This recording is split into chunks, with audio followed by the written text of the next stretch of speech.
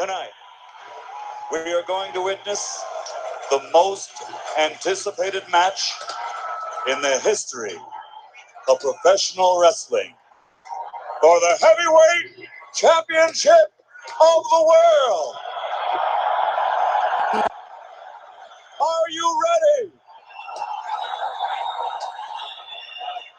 Wrestling fans, are you ready?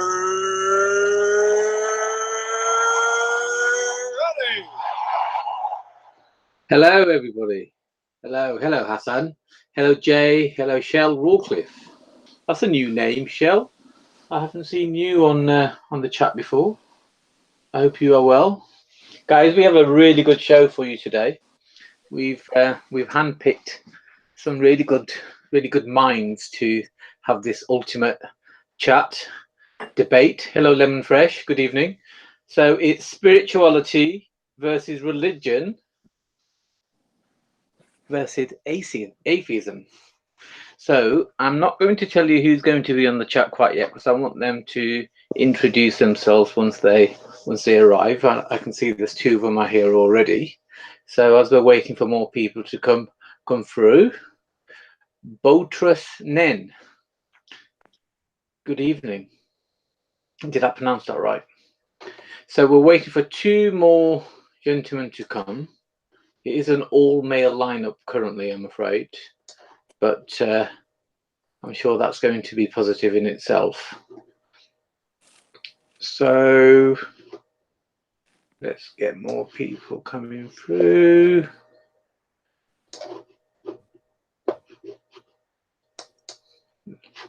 Setting up. Hello, Barry. Hello, how are you? So we're just waiting for one more person to join us. Yes, Barry, you're almost okay. 1,000 subscriptions. Thank you for noticing. Thank you very much, Botrus Nen. Hello, Beach Price. Jay Khan, I'm actually not an Islamophobe. I know everyone has loved labeling me as that. I'm genuinely not. If I was, I would say. Don't take me for someone that wouldn't admit it. I would, but I'm not. Hello, David.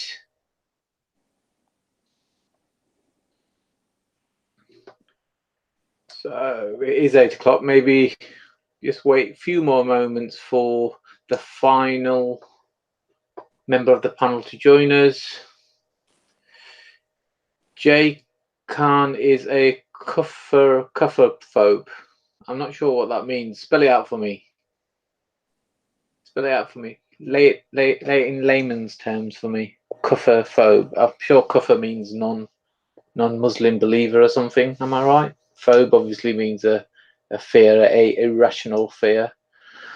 Certainly in that context. Is that right, Botrus? Who wrote the Quran? Nozmo King is asking. Definitely not me. I can tell you that, because I was only born in the 70s. Oh, anyway, right. Okay. Look, let's start discussing a few things with the panel. So the final person will join us. Good afternoon, good evening, gentlemen. How are you? Good evening. Good evening, Manny. Hey, Manny. Good evening to you and to the fellow panelists. I beg your pardon? Good evening and welcome to the fellow panelists as well. Good evening, Rob. How you doing, James? Hey, how are you, Ash? Not bad. Fine, thanks, Rob. Excellent. James, do we know the whereabouts of Mohammed? Yes, he has the link, and he should be joining us any moment, hopefully. Fantastic. Okay, well, while we're waiting for Mohammed, obviously the three topics we're going to be discussing are quite vast. It's not something that can be tackled very easily. So I was going to ask the panel how we should go about. Should we take one subject at a time, or should we create generic questions and each one of us answer those questions from our own viewpoint and then tackle each other? Well, one of the things I think we perhaps should do is separate out the sort of political stuff from the religious. So the free will, the free speech side of things, maybe separate that out from the religious questions that Rob has. Okay, so just to expand on that. Sorry, just be a bit more specific for me. Yeah, Rob put a series of questions together. Do you remember I sent them over to you? Yes. I sent to Mohammed, and I think one of them was about free speech, and perhaps we should just either put that at the end or put that at the beginning, because it's kind of separate from the debate about faith and belief and so forth. Okay. Well, I agree. It's somewhat separate, but of course, certain potentially doctrinal views. It's entrenched in the doctrinal view. It wasn't that certain people innately came to believe in a less free speech or limited free speech. So there could be a link, but you're right. Maybe either at the beginning, and that could segue into the other topics, and then maybe it's a case of like, Manny, you keep an idea, half an hour for each one, or 45 minutes for each view. So because a couple of us are non-believers, we've got a believer or more than one believer, and so each topic could maybe have a segment where the person that believes the person that identifies as such could defend their views from questions, or not defend, but certainly answer questions from people that are critiquing that view. Okay. Mohammed has joined us now. Hello, good evening, Mohammed. Hi there, good evening. How are you? I'm very good. Yourself? Not too bad. Thanks for having me. No, thanks for joining us. So we were just really discussing what would be the best way to start the conversation and progress it. My two options on the table was, should we tackle one topic after another, i.e. religion, spirituality, atheism, or should we just create general questions and then each one of us answer those questions from our own viewpoint? I don't know if you had any input on what your preference was. Well, I would say if we tackle one point at a time, that would be best. It will be certainly constructive, rather than being all over the place, because sometimes you can get lost off track depending on the comments you get. So I would think that would be a good way to proceed. Okay, Ash, do you concur as well? Yeah, I mean, I think if each of us gives our opinions of the spirituality, religion, atheism aspects, perhaps that might be a good way to go forward. Sure. Okay. Do you guys think it's worthwhile just going through the panel and just introducing what our viewpoints are and where we generally come from, so the listeners who are listening now and those who will be listening in the future and on the recorded level will know which angle we're fighting? Do you think that's a good idea? Yeah, I think that would be useful. Definitely. Okay. Yeah. Well, we'll go from my screen, which is from right to left. So as I see it, it's myself is first, then Rob, then Mohammed, then James, and then Ash right at the end. So I'm from traditionally from a Sikh family. I'm really more of a spiritual person.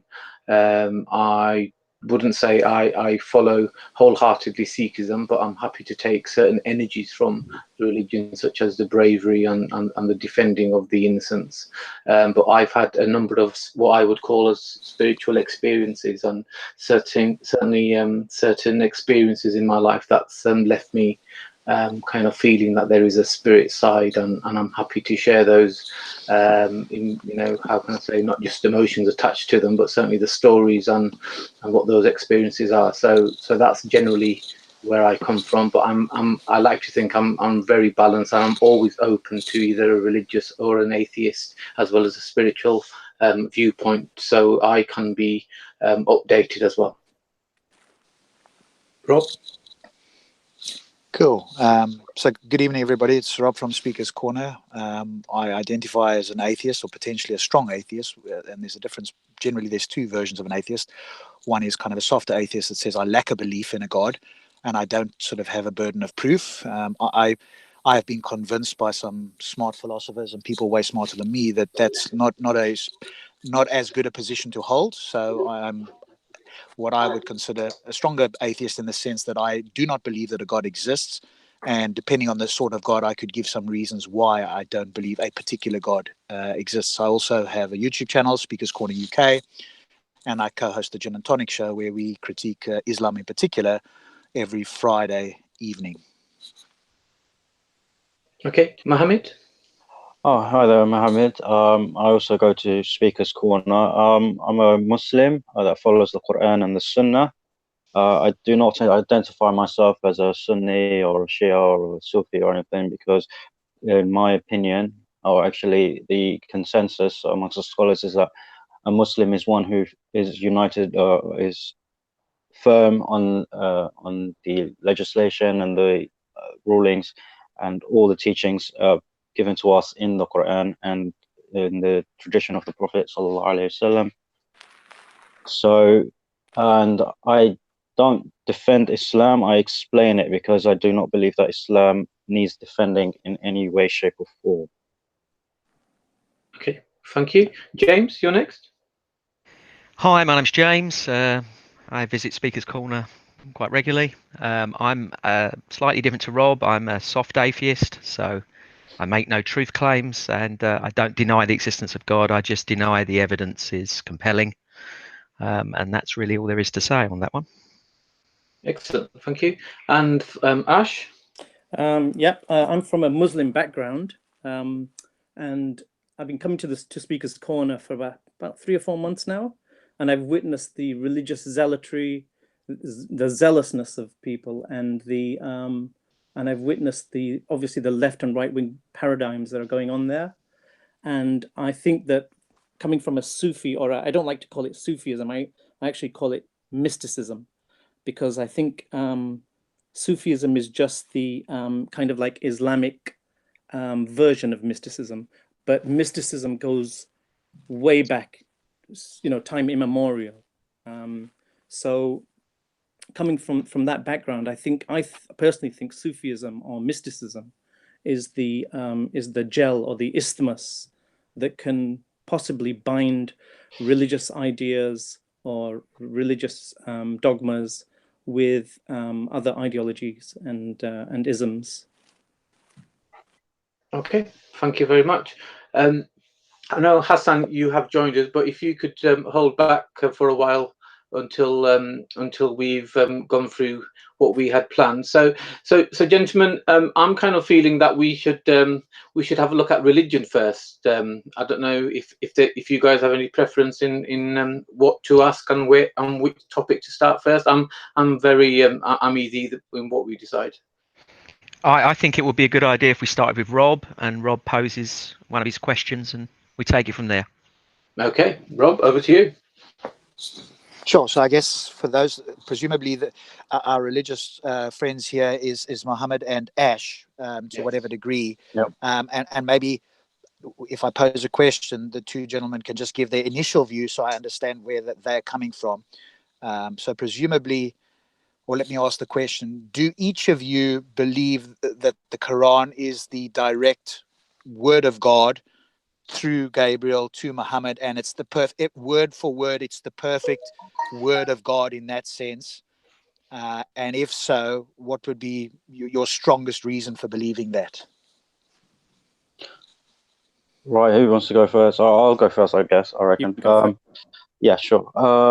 Right, yes. The short answer is yes. I do believe that the Quran is the direct verbatim word of God, of Allah, to reveal to the angel Gabriel and to from angel Gabriel to Muhammad sallallahu alaihi wasallam. Now, there are many reasons why I believe that is the case. I would say that, first and foremost, the Quran itself claims that it is from God, and there are evidences within the Quran itself that prove that is the case. There are falsification tests in it, there are prophecies, there are signs, and it keeps challenging us to ponder upon the earth, and the legislation within the Quran is not something that is there for a specific time, whereas but it's something that can be established for all mankind, for all societies, for all time, and that's something that can only come from the Creator who understands his creation. Okay. Is that the same question to Ash as well, Rob? Yeah, just so I can understand Ash's view, because if he's got a more sort of spiritual or mystical view, then I think my sort of questioning would rather be directed towards Muhammad. No, that's true.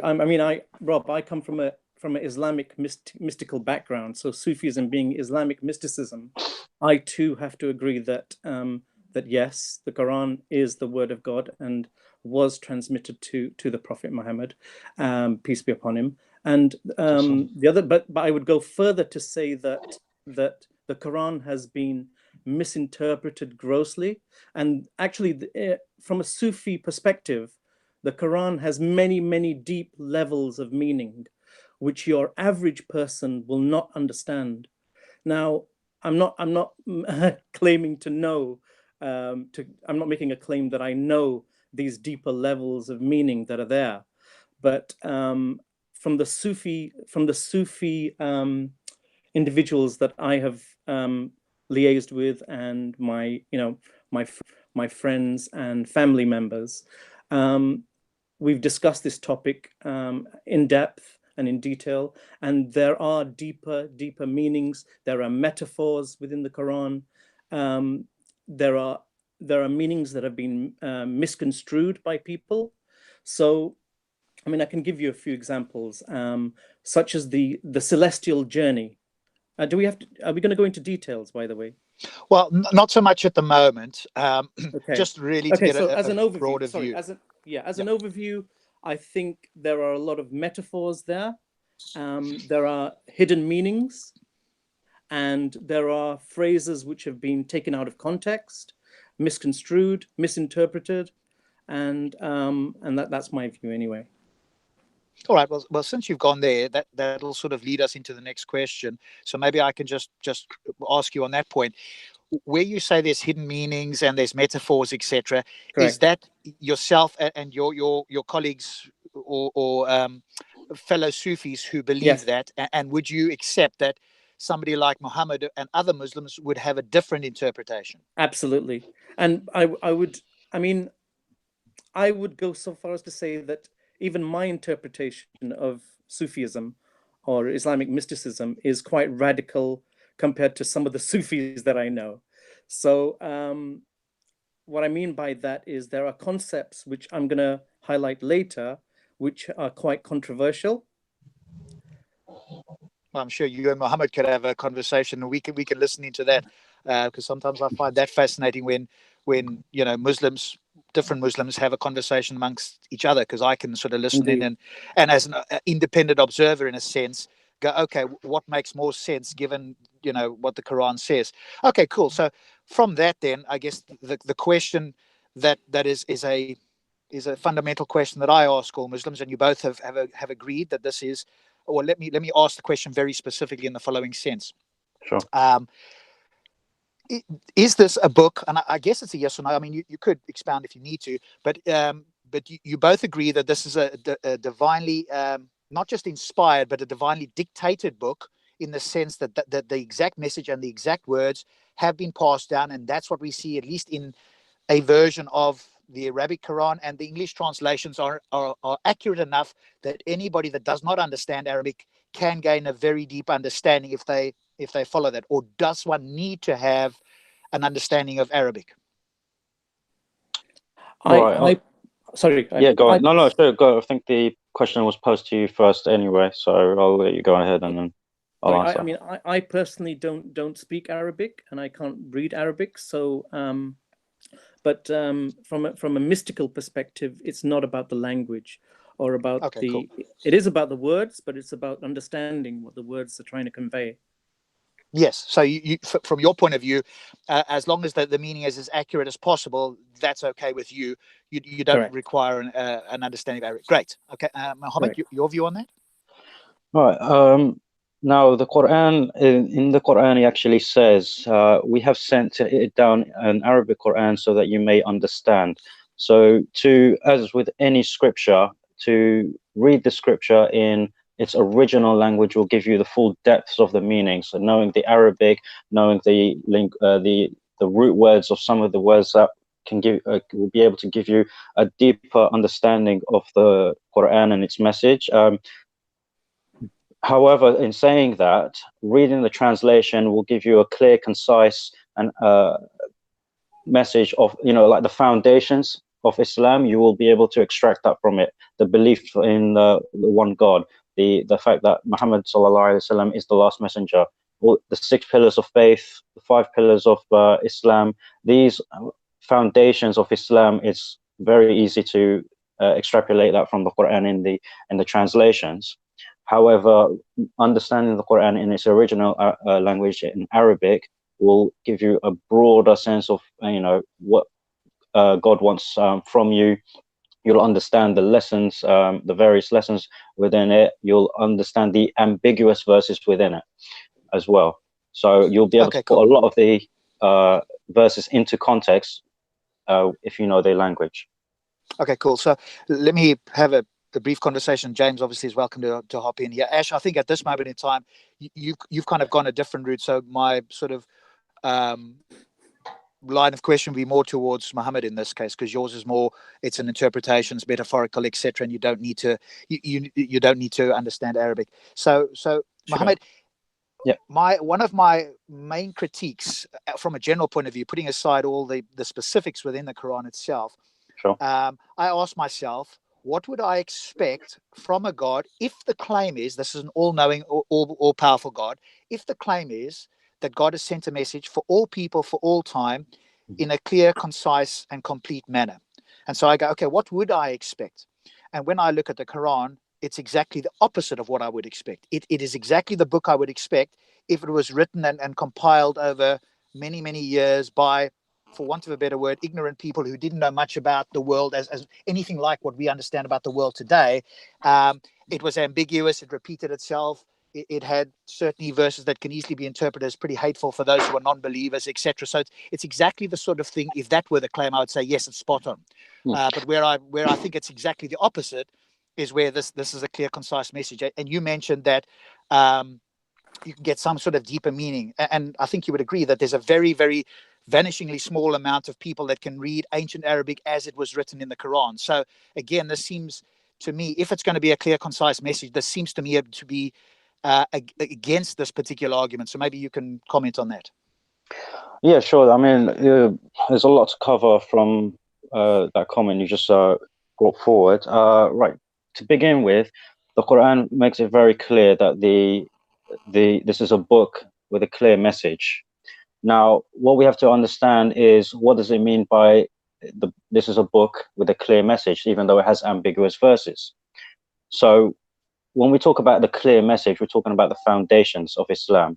So it's very clear and it's very consistent all the way through that the fact there is only one God, that the prophets are just men and messengers of God. They did miracles. There were angels. There's a heaven and a hell. You get punished for your good. You get punished for your bad deeds. You get rewarded for your good deeds. You got to pray 5 times a day. You got to fast. You got to pay your zakat. You got to fast Ramadan. You got to be good to your spouses, your mothers, your fathers, your siblings, all of that, all the basics. That is all very clear, and it's consistent all the way through. Okay, I would grant you that, just before you carry on. I would grant sure. you, for the sake of this discussion, that the quote unquote the basics you can extrapolate, and everybody that can read and has a rational understanding could in some way extrapolate the basics. But remember that we're going a lot further than that, and I don't want that to get missed. That this is a book directly dictated by God. So every word in there, I would expect to be perfect, to be so precisely mirrored by reality that I couldn't possibly have a different interpretation. That's exactly what I would expect. So putting aside the basics, we now need to go a bit further. Maybe you can comment on that. Right. Now, going further, when it talks about different interpretations, how can we, get mixed up in interpreting the Quran? This all comes down to how much we look into it. For example, if we look at a science journal or something, and we read it superficially without understanding the terms used, without understanding the jargon, the concept behind a certain theory, or how a theory came to be, so on and so forth, is it going to be the fault of the book for, or is it going to be our fault for not looking into it? So the deep stuff we have to, and this is why, like I said, the Quran says this is we have sent it down as an Arabic Quran so that you may understand. So the Arabic is very key. So this is why any person who goes into further studies of the Quran has to understand Arabic, and this is why every person is who wants to memorize the Quran and who wants to understand the Quran is encouraged to learn the Arabic language. Now, when you made a comment earlier that this is an ancient Arabic, even though it's ancient, we can still read it, we can still understand it. It's just certain terms are used which we don't understand because it's in a different linguistical manner. But doesn't this seem to? Sorry, carry on. Somebody else wanted to say something. No. So, for example, there will be certain words that were used at the time of the Prophet ﷺ, that meant something, and today it will mean something slightly different. For example, the word kadab today means liar, just straight up liar. At the time of Rasulullah ﷺ, kadab would mean just someone who hides the truth, would not speak. He wouldn't lie as such, but he would conceal part of the truth. Yeah. Well, that to me is a liar. So, I mean, it seems to be semantics in a sense. No, it's not. I wouldn't say it's semantics. It's like, for example, if I let's say I went to an Arsenal game, which is on tonight actually. If I went to an Arsenal game and then I told my mom I did not go to an Arsenal game, that's a straight up lie. Yeah. But if I went to the Arsenal game and I said to my mom I went somewhere, but I didn't tell her that I went to the Arsenal game, it's not a lie. I'm just concealing part of the whole truth. I mean, I'm not sure. So, okay, cool. I mean, but anyway, that's just an example of a word that is used differently in different times. However, so it's stuff like that where you really need to understand. Okay, but let's go back a moment. Yeah, sure. Let's go back a moment. You gave the example of somebody else wanted to say something. Sorry, can I just interject? Sorry. Sure. When you talked, Rob, about the ambiguous verses within the Quran, now within those ambiguous verses, therein lie gems of mysticism, and that's exactly what I was saying earlier. That if you delve into that, you'll find other meanings. Now, I can talk to you about a few of those. For example, when it talks. Well, before you do, Ash, because I think that's going to be subjective. So I'm going to be more resistant to your subjective views on what you think a deep meaning is, and that's not really going to be very effective against me. It might work with other people, but remember where I'm coming from. So if you take my perspective, the question that I would ask both of you is: could God have dictated a book that was perfectly clear, concise, and complete, that every human that has that rationality and has a basic IQ above 80 could read and understand with zero interpretation necessary? Is that possible from an all-knowing, all powerful God? Sorry, can I interject here? Yes. Yes, sure, go on. Yeah, just quickly. Rob, you're asking this question. Do you think it's even possible to devise a book that couldn't be interpreted in another way? Yes. So I mean, apart from mathematics, which is different. Yes. Remember, James, we're talking about an all-powerful, all-knowing God that created us. No, but I'm not. I'm talking about the languages that we know, apart from the language of mathematics. In the languages that we know, I would expect that from a God. Yes, I would expect that from a God that could send a message that is unambiguous and clear, that nobody would require. There would be no two people who would disagree. That's what I would expect from a God. Right. Remember, I'm talking about a God, not humans. No, I understand that, but you're talking about it being written in a language of Earth, and no language is without interpretation. Okay, but that's not my fault, is it? That's the fault of the God that created us, right? I still have that expectation. So the fact that God can't meet my expectation is not my fault. I'm going by the most powerful being that created the entire universe of 13 billion years with quasars and all this. I don't think it's a stretch to suggest that he could send a message that every human that above the IQ of 80 could understand, and you and I and everybody that read it in every language across the planet, in every interpretation, would get exactly the same meaning, and there would be no need for interpretation. That's my expectation. I think that it could be embedded within us to understand, to comprehend, but the idea that it could be passed on verbally or in written form in languages that human beings understand, I think is a tall order. I'm just raising that point. Well, sure. No, but that's fine. But a tall order is not something that would get in God's way, I would assume, unless you're saying he's not all powerful. Well, it's not. It's not that it gets in God's way; it gets in our way. We're the problem, not No, the but Creator. from Exactly. but This I would it's his actually I problem. would No? He's got responsibility for it, not us. sorry, Rob. I would agree with James because, as I said earlier, I mean, when I had the example of the science journal, is it the fault of the book or is it the fault that we don't strive to understand what it Good actually says? example. Yeah, I Right, wanted to go back to that. But the science journal does not claim to be a journal or a book for everybody to no, understand for all time. right, but The it's Quran still makes that specific claim, which makes it very different. yeah, I understand that, and I agree with you that it makes that statement, and I actually agree that you should expect that from Allah, that He should give us a clear guidance. Right now, does But the Quran do? Mohammed, there are a lot of Sure. rules and stipulations within the Quran Right, that are not unambiguous. Yeah, that no, actually I agree. a I code agree. of But conduct or morality. what I want Rob to understand that there are different levels of legislation in the Quran. Now, when we talk about certain aspects, yeah, there are certain aspects that are enough for the layman Muslim, the layman believer, the layman who has just got a basic intellect, yeah, of what was it, IQ of 80, and there are legislations for homeowners, men who have a family. There are legislation for people who run a state, yeah, or a small community, and then there's legislation for the people of knowledge, the scholars. There's a legislation for people who are there to keep hold of the religion, and there is legislation to those who run countries. Now, depending on where you are in society, that's this legislation you need to understand. Like for me right now, I just look after my family. Now, is it really, really important for me to understand how to legislate a country? No, because even though it's there in the Quran, and even though the explanations for it are within the tradition of Muhammad sallallahu alaihi wasallam, in the Sunnah, the Hadith, which make it very clear, and the scholars, and there's a consensus, there's a ijma amongst the scholars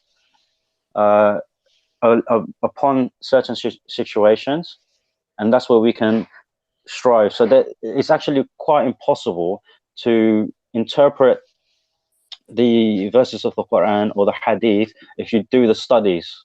Now, so I mean, like Mohammed, I apologize. That definitely does not stand up there, because you have why not? interpretations from various scholars around the world that have completely different interpretations on different things. So This is why I was talking about ijma, so which is consensus of scholars. Now, and even if we have a differentiation between us, there's a hadith of the Rasulullah where he says, if you differ in anything, actually, sorry, it's a verse in the Quran. If you differ amongst yourselves in anything, refer back to Allah and His Messenger. All right. So refer back to the Quran and the Hadith. Okay. So there's always a way for us to track back and find the meanings. Yeah. Even if we have disagreements amongst us. Yeah. And this is why even amongst Muslims, Muslim like Sunni versus Shia or Ahmadi versus Sufi, whatever, you would always find that it all boils down to, can you extrapolate this from the Quran, from the Hadith, or from the ijma of the scholars? Yeah. Okay, but Mohammed, when you say this, and I understand, and I've heard this sort of defense or view before, you're now saying that again. I was very clear in the beginning of what, and you both agreed, or seem to agree at least, on the claim that's made. So now you're saying, okay, no, you need the ijma, you need the sunnah, you need the hadith, which again says to me that the Quran is not a complete book. Because again, I can ask you the question, and if you are intellectually honest, you would have to agree that God could have, in a single book, no matter how big the book is, given all that information crystal clear, which would not require companions to report X, Y, and Z in order to get there. So again, the question is, could God have... Let me ask you this. If the Quran was, imagine how many legislations mankind will need in order for you to be able to get a ruling for everything you do in your life.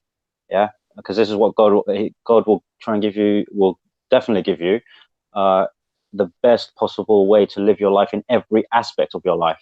Yeah, for every position people could hold, from being a simple, from being a beggar to a statesman. What's your question?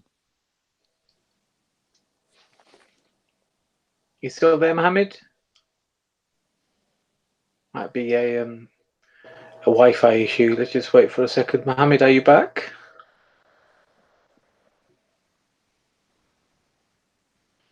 Mohammed, sometimes it's best to hang up and then call back. Don't know if that's Yeah, we going can't to hear you. You've completely disappeared off there.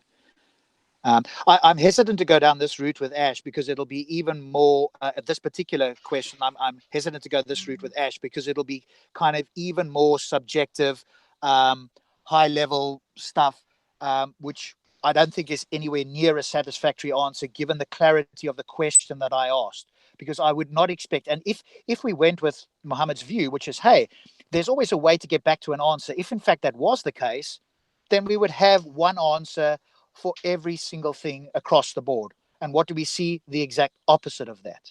So either it's very, very difficult to refer back to what the Prophet said and Allah to get one single clear meaning across all scholars, or in fact, that's not possible. Sorry, I missed that. I got cut off somehow. That's okay. So really, Rob, if I understand correctly, you're saying that because there is confusion from the interpretation of the Quran in particular, that's evidence in itself that the message or the being of God is not quite what it should be. Is that the general gist of your argument? That because it can be misinterpreted, that's evidence that something's not quite right? Not exactly. It's more than that. The question was very clear. If this is from an all-powerful, all-knowing God, and he wanted to send a message to all human beings for all time that is clear, concise, and complete, in other words, so that we would not have an excuse when we go before God and said, you know what, I couldn't understand this. I had to refer to scholars. I wasn't sure that the scholars accepted. If that is the claim, then the Quran absolutely, in my view, does not come anywhere near close to that, and it could be improved in virtually every way imaginable. Did you guys want to have a final response, Mohammed and Ash, before me and James come in?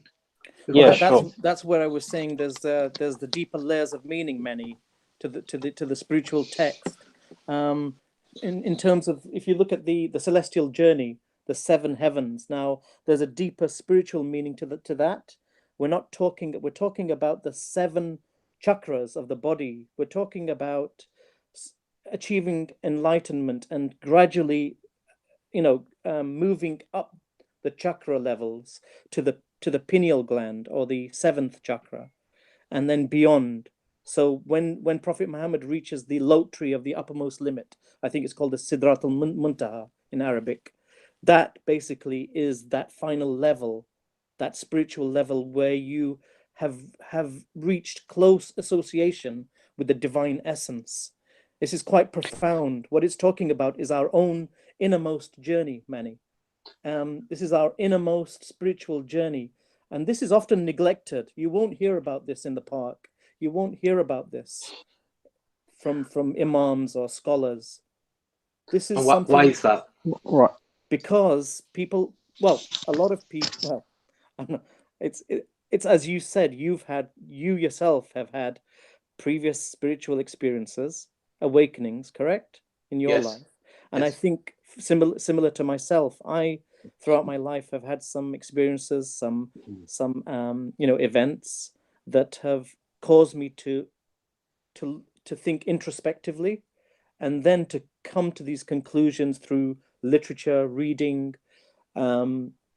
liaising with fellow Sufis, mystics, not just in the Islamic faith, in the Judaic faith and the Christian faith. Because we have to understand mysticism transcends religion, transcends any belief, transcends any isms. So, and I think this is where the truth lies. I really do. Right. Okay. Sorry. Mohammed, did you have something to say before? I have a couple of questions. I'm sure James does as well. But why don't you finish off at this point, Mohammed? Yeah, sure. What Ash said, I would simply have to ask him in what way, like for the example that he gave with the seven heavens.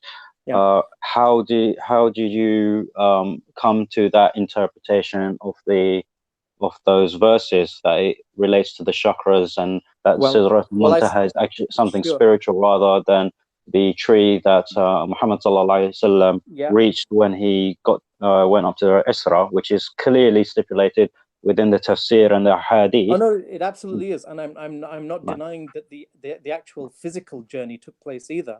I'm saying there's also a hidden meaning for every one of us in terms of our own spiritual journeys to enlightenment.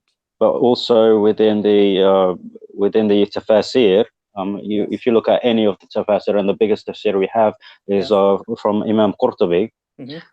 Now, he doesn't mention any of this whatsoever. Neither does Ibn Kathir. He won't. Qurtubi is not a mystic. No, but spirituality in Islam is not something that is ignored. There are aspects of spirituality, but it's also grounded in logic and largely in logic. The faith part is a very small part. I mean.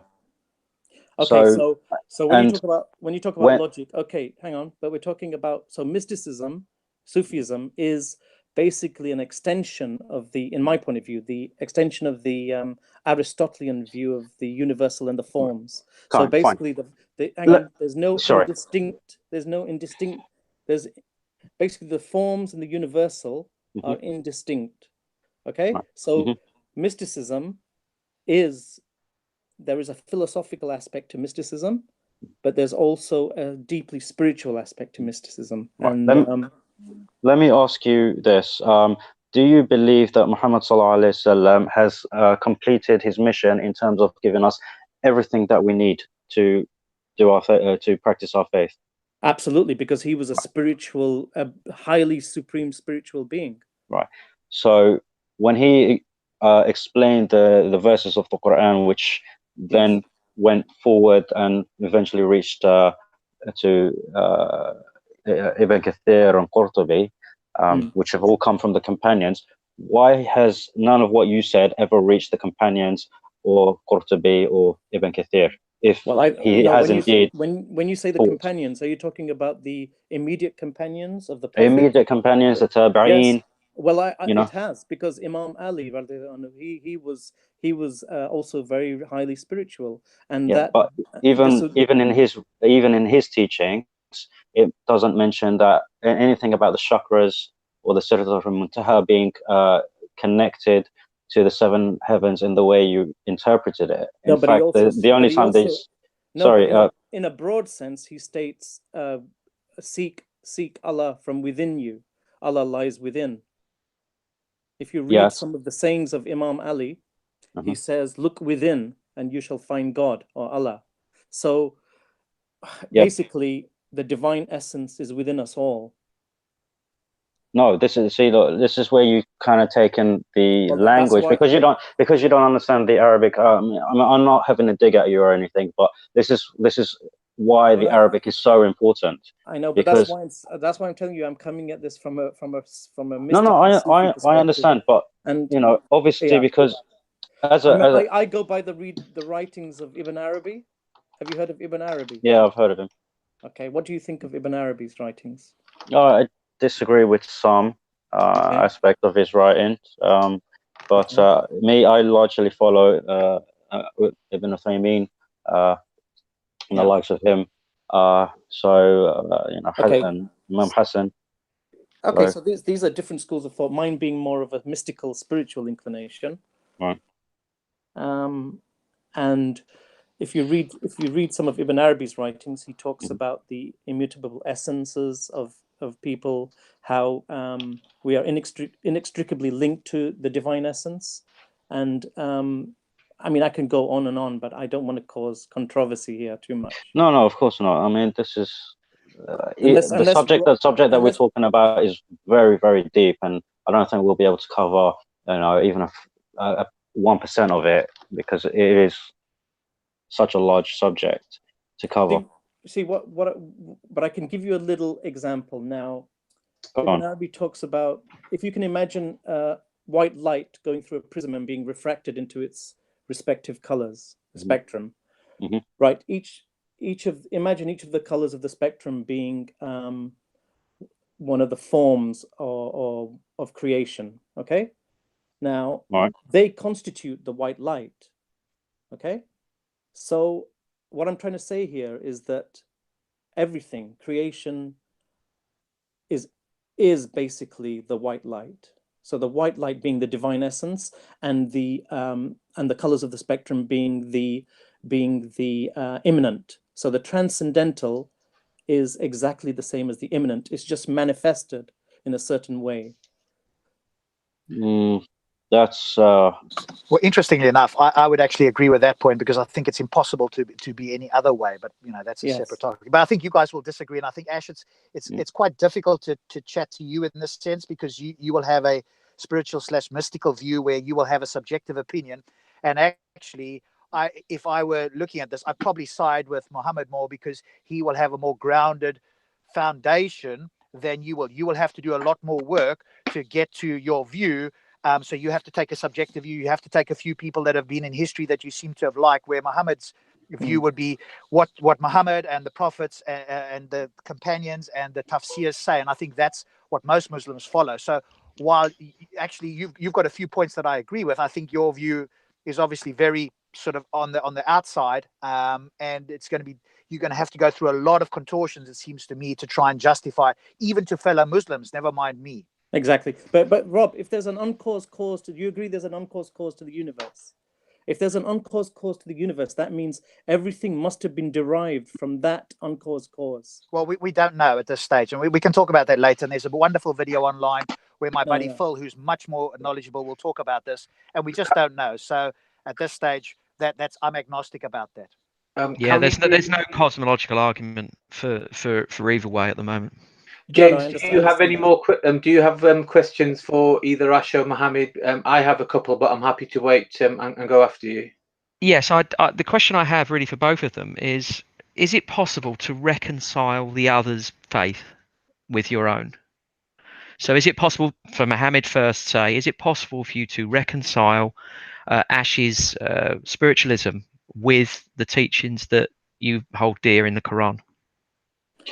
I don't see any contention in the two views, James. There's no contention in my view. But you would accept that Mohammed's view is much more literal than your own. That's a literal view, though.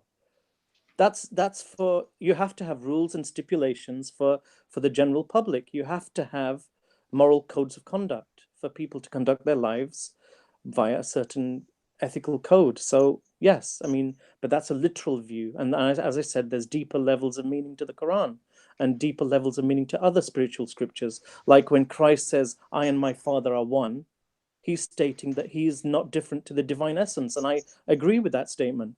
Whereas someone else like Muhammad might think that's shirk. Right. But I mean, so your argument is that presumably what you're saying is that this is merely a concept of interpretation. That's all we've got here. That's the problem. Yes, okay. But I think you can look deeper into the deeper mystical, spiritual meanings of things. And Mohammed, how do you feel about that? Well, I believe that every Muslim should understand his aqidah, his foundation of belief. And to understand that, then you will know whether you're following the path of the Quran and the Sunnah or not. There are many, many things that constitute the aqidah. It's not just saying La ilaha illallah Muhammad Rasulullah. It's much more to that. So to believe that there are mystical ways, let's say, of achieving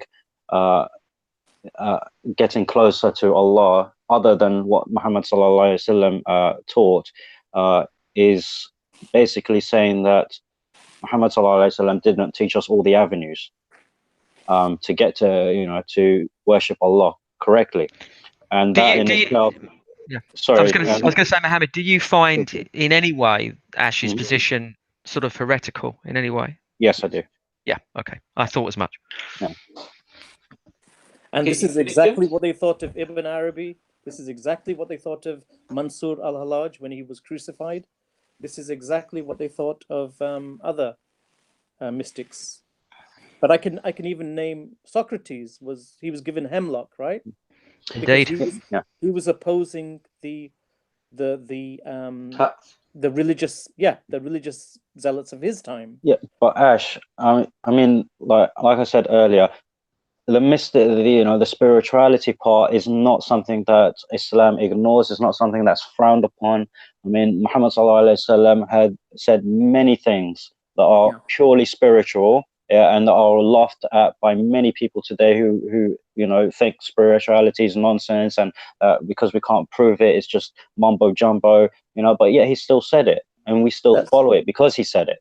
That's but true. there are certain aspects of spirituality which have no grounding in the teachings of Muhammad sallallahu alaihi wasallam, nor of the companions, nor of the tabi'een, nor of the scholars that came after them, nor of their students up until today. And we have, all the documentation for all his teachings, that has been passed down. But these mystical traditions have been passed on orally, Muhammad.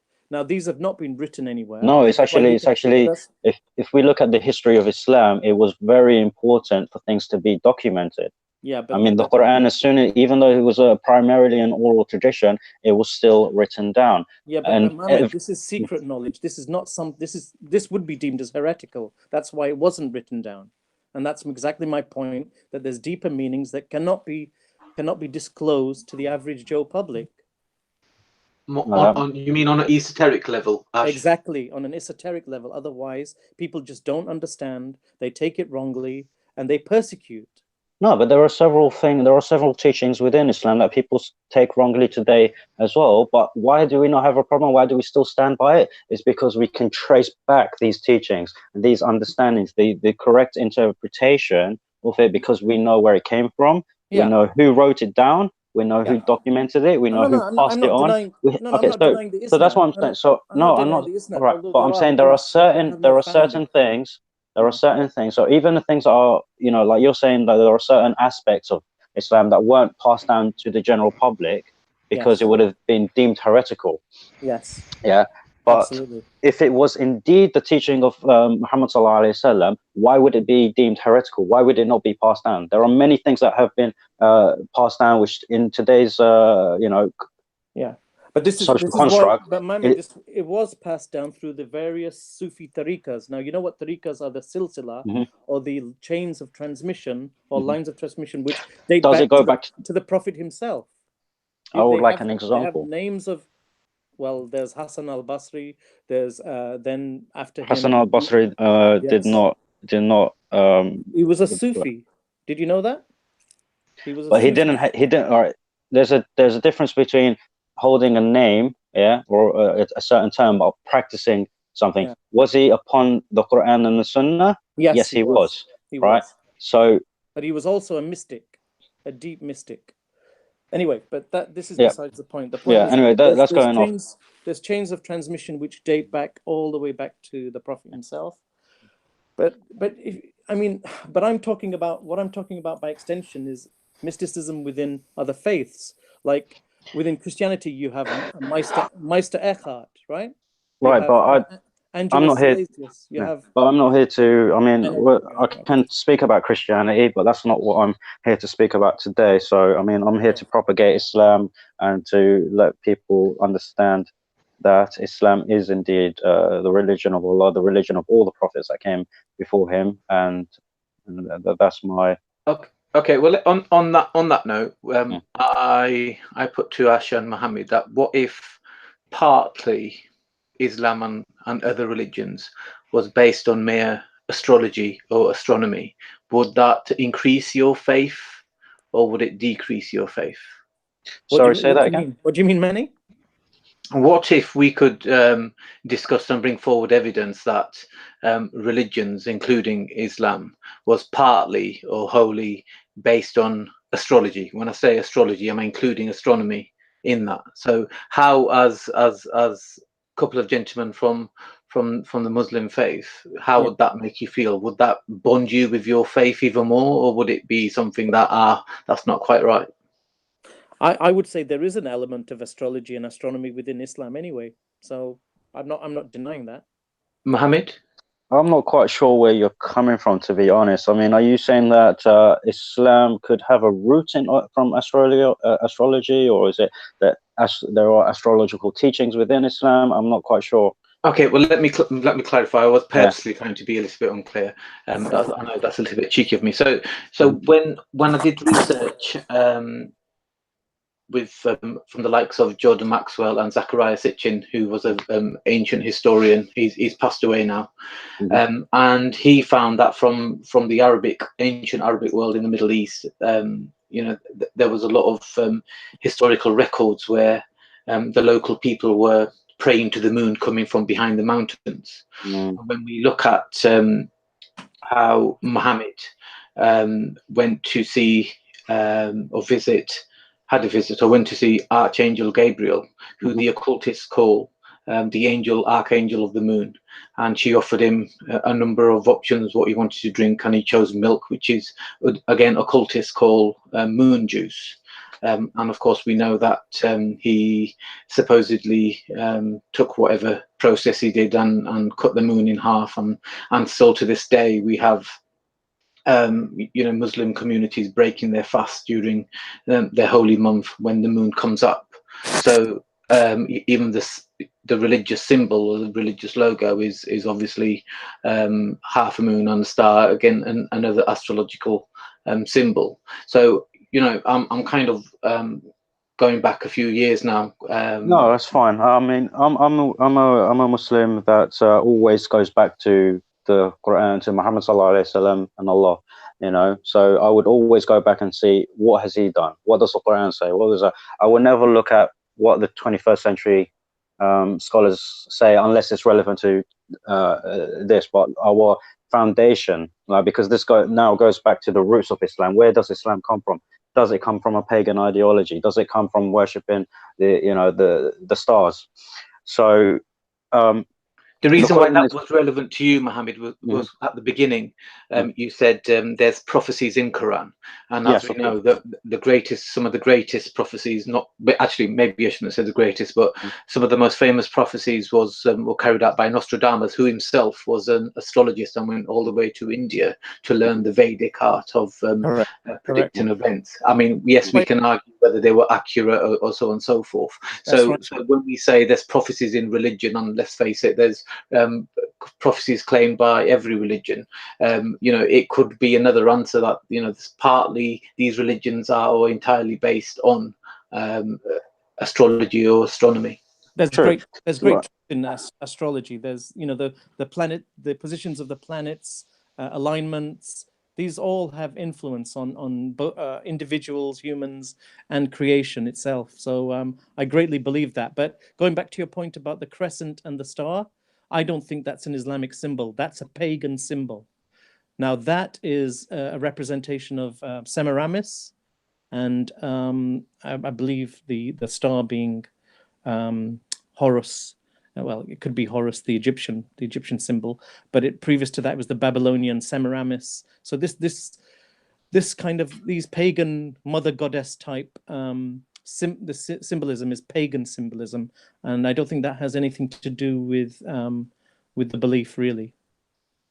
Okay, and finally, I want to cover that. If you guys could answer that. Wait, can I just go back to the moon question that you posed? Because I didn't really. Right now, the Quran has got several verses denying that Islam derives from moon worship or anything. In fact, if we look in Surah Ibrahim, Surah Al-An'am, Surah Al-Baqarah, we see many references to the moon where Allah says, like for example, let's see. Surah Ar-Ra'd, verse 2. It says, Allah is He who raised the heavens without any pillars, so you can see. Wrong verse. Sorry, Surah Ibrahim, verse 33. And He has made subject to you the sun and the moon. So over here is clearly denying that the moon is anything worthy of worship. And again, that goes back to Tawheed, which is Aqidah, that is taught to every Muslim, that we do not worship, that nothing is worthy of worship except Allah. So we deny totally the moon, the star, and even when we see the story of Ibrahim alayhi salam, when he was wondering on who his creator could be, he was looking at the sun and he said, maybe that's my God. And then he would see it set, and he said, my God would not, disappear, at night. And then he'll see the moon. He says, maybe this is my God. Then that will go when the day comes. And he says, no, my God does not, do that. And then he came to the realization where he says, my God is the one who created the sun and the moon. So even from the time of Abraham, sallallahu alaihi wasallam, we see that that's not the case, and that's pretty much the origin of the Abrahamic faith. So the origin of the Abrahamic faith tells us clear cut that nothing about astrology constitutes our religion. And even when the son of the Prophet Muhammad sallallahu alaihi wasallam died, he died on an eclipse, and people were saying, "Oh, look, praise the moon for he died on an eclipse." And he said, the eclipse has got nothing to do with my son. Now he could have gone and said, oh yeah, see, I told you I was a prophet. See, look, the moon eclipsed when my son died. But no, he rejected that notion. He was like, it's got nothing to do with it. It's just a coincidence. So there is no basis whatsoever in astrology in terms of our religion, our foundation of religion, of us worshipping Allah alone. I appreciate that, and respectfully, Christianity or the Christian Church has the same response. However, it's quite clear when you decipher the New Testament that Mary wasn't a virgin. She represents Virgo, the Virgin, an astrological sign. That Jesus was born on the 25th of December because the sun is 1 degree higher from that point onwards. Yeah. And in fact, the translation could be that he wasn't God's son as in S-O-N, he was God's son S-U-N, especially when you look at the ancient and pagan religions prior to Christianity. And then obviously you have all the religions, during the Passover when the sun goes from the south equator to the north equator, and you have Easter and Passover and Vasaki and all these other traditions. Of course, the sun is reborn, so Jesus was reborn, resurrected, because really it's just a symbolic way of saying that summer's coming back in and the sun's crossing over from the southern to north Korea. And you can look at things like the new what's the last book in the Bible, guys? Jog my memory for me. Revelation, where he's asking Jesus, how will we know the end of the world will come? And he says, well, look, in my Father's kingdom there will stand a man with a pail of water. And then you go over to Sikhism, and Guru Nanak Ji is looking for a disciple, and he throws his water carrier into the river, and another chap comes and picks it up and gives it to him. It's a representation of Aquarius. So Jesus said, look for a man with a pail of water, and then Guru Nanak is shown another man with a pail of water as he's passing over. So it's from Pisces to Aquarius. So whether it's by coincidence or whether it's based on astrology or whether it's all so holy and so mighty that it's all infused together, I think there's so much evidence and so much research that all these things are related. And obviously how deep our faith is or how analytical we are is what is going to be left for us to decipher what is really going on. There's a lot of similarities in ancient civilization stories, such as Mithra. Mithra was also born on the 25th of December to a virgin. Which is what Christianity is based on. Exactly. Oh, Jesus is based on. You've even got the story of Tammuz, who was born on the 25th of December, Babylonian times, of Semiramis. So you've got it dates back further than that.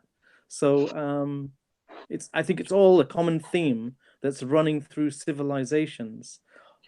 Right, but then when we get to Islam, we see that that's all abolished, because to believe in horoscopes, and is practically kufr, because now you're invoking, astrological signs to tell you about your personality, to kind of, sort of. So what if the future and stuff? When we see the horoscopes, we see the predictions are mostly general. It could apply to anyone most of the time. Not if you go to a top astrologer. Sorry? I'm not talking about the horoscopes that you read in the papers. I'm talking about the real, you know, in India, they Vedic do astrology. life charts when you're Yes. born, which Yeah. are very, very accurate. These Yeah, things and are, yeah, sorry. and I, you know, I had one chap tell me a lot of personal stuff, including, well, to my mother more to me, when certain things would manifest. Exactly. And that came about, and you know, a lot of Indians, whether they're Sikh or not Sikh, do realize the accuracy of this. And like I said, Nostradamus and many other famous people lived by astrology and predicted. I know Nostradamus is a bad example because what he said was so vague, but I can tell you from my own family's personal history, going back to my grandfather who's told me stories. I mean, here's another. My granddad. Is that the madass? How he would die by an astrologer. Where he says "madass" and it's Saddam. Guys, I think you should both visit Darren Brown. He will help you overcome this belief that astrology is accurate and it's in any way scientific. It's no better than chance when they test it under lab conditions. So all you need is somebody that really understands how the human mind works, and we'll quickly, you know, get you out of believing that there's any strength in astrology. At the end of the day, I would say that is all just best guess. You know. It's not an exact science or anything. Yeah, it's no better than chance. If you flipped a coin, it would be just as good. And if you look at the language and the way it's framed, once you understand how it works, you know, and that's why somebody like Darren Brown has taken this sort of thing. He's dissected it, and there's really not a lot. Yeah, but did he dissect birth charts? But did he dissect birth charts? Astrology. So if that's part of astrology, what me and Ash are referring to are these are charts that are done by professional astrologers who get it. I tell you what, if it can pass the James Randi Foundation or any skeptical, critical person, and they can write it and I can read their review, I could become a believer. Until that point, it's like any other of these sort of mystical claims. It's no better than chance. It's like dowsing, and that's. Well, I would say we all need to understand what prophecy actually is. I mean, we have to define the word prophecy. I mean, what does a prophecy constitute? You know, a prediction could be a vague prediction. Is a vague prediction a prophecy? No, it's not. It's a prophecy is saying something about the future in which it's impossible or almost impossible to have any indication of it happening, you know, and that's what makes it a prophecy, because there's no indication whatsoever that it's going to happen. It's got to be very specific. No, Muhammad, it's more than that. It's much more. It's precision is the word that we're looking for. Yeah, precision. Yeah, of course. It's got to be. I was going to say that was my second part of the criteria. Oh, cool. Yeah, so it's got to be specific. If that's your criteria, then I hope you would agree there's no predictions that meet that criteria in the Quran, right? Of course there is. Yeah, but if somebody is to predict something from, say, hundreds of thousands of years ago, or even say 10, 15 years ago, then that also means there is no free thought, there is no freedom, and that we are living along a line or from a path that we only think we have a choice, but we are actually living to the key. So you've got to remember that a prediction can be a possibility. Doesn't necessarily has to be that this is exactly what's going to happen. If you feel that a prophecy can only work out one way, you're also saying that we are prisoners and we don't even know it. Well, that's what a prediction is. Just a second. For determinists like me, that is of course the case. What is? Sorry, just clarify that, James. It's everything's fated. Everything's determined. There's no free will. Right. So you know, you have to look at it this way. If a prediction doesn't come out, it materializes. You always have to consider, well, did somebody or yourself or whoever make a different choice that you know they could have done? So it's not as clear cut as for example Rob or a hard atheist would think, because a birth chart, I mean, I've had my birth chart since I was a child, and it's been transferred to different Vedic astrologers, and they tell you the same thing. I mean, that's, you know, you can't put that in a computer and say and come out with some logic. So there has to be. So sorry, Manny, are you saying that you had predictions that were written down when you were a child and you feel that they've come true? Yes. Me too, James. The problem that you guys are unaware of, it seems to be, Well, is that sorry. that's how the human mind works. it remembers the so-called hits and it forgets the misses. Now, if we could rewind your life and have a look, Manny, and see how many misses there were and how many hits and how generalized the hits were, in fact, generalized when you think they are very specific, you would look and you go, holy crap, this is no better than chance and probably a lot worse than chance. But that's not how the human mind works. So we need to, and that's what people like Darren Brown and other experts in this field who are aware of the psychological problems that we have, or the, let's call it the way the evolutionary brain works, which is to remember the hits, because that's what important. That's what helps us, and forget the misses. But that's I now being appreciate that, but we also have to understand that there is a certain amount of freedom to choose our own destiny. So inevitably, majority of the predictions are not going to come true. Otherwise, we're also saying that we are just robots, just thinking that we're alive and have freedom when we don't actually have freedom. Which is what science. This is basically what science tells us. Yes, I'm in agreement with James, only because I actually, it's not the way I would like it to be, but that seems to be what the overwhelming number of philosophers, etc., say, is that determinism is true. But that's a topic for maybe another time. Yeah, it's a big topic, and we could also kind of dive into sort of, it's one of the sort of methods to attack religion. But I think we should leave that here. We shouldn't talk about it here. Okay. Yeah, because it's not something I've prepared for either. But we could. It sounds like, is it? Have we moved on to spirituality? No, because let's go for it. Yeah. No, we shouldn't talk about it because I gave Mohammed a set of questions, and I think it would be unfair. Right. He hasn't had time to prepare, so we'll have him back on, and we'll do that again. We'll do the whole free will thing. That's interesting. James, so you want to do the free will thing another time, do you? Yes, I think we should, Ash, because I didn't give that to Mohammed because Rob's got some great questions, and we should just go through those, and we'll come back and have a part 2 if everyone's okay with that. Yeah, that's fine. Mm-hmm. Yeah. Okay. Over to you, Rob. All right, so we sort of digressed a bit, but we didn't sort of get finality with I don't suppose we will, but we didn't get any further with the Quran's claim, the expectation based on the claim that is made. And there was something, I'd have to rewind now to listen to it, but there was a point where Muhammad was going to explain something, or something was going to happen, and then I think he got disconnected, and then we sort of went on a separate path. Yeah. So maybe we can move on to spirituality, because again, I mean, we could.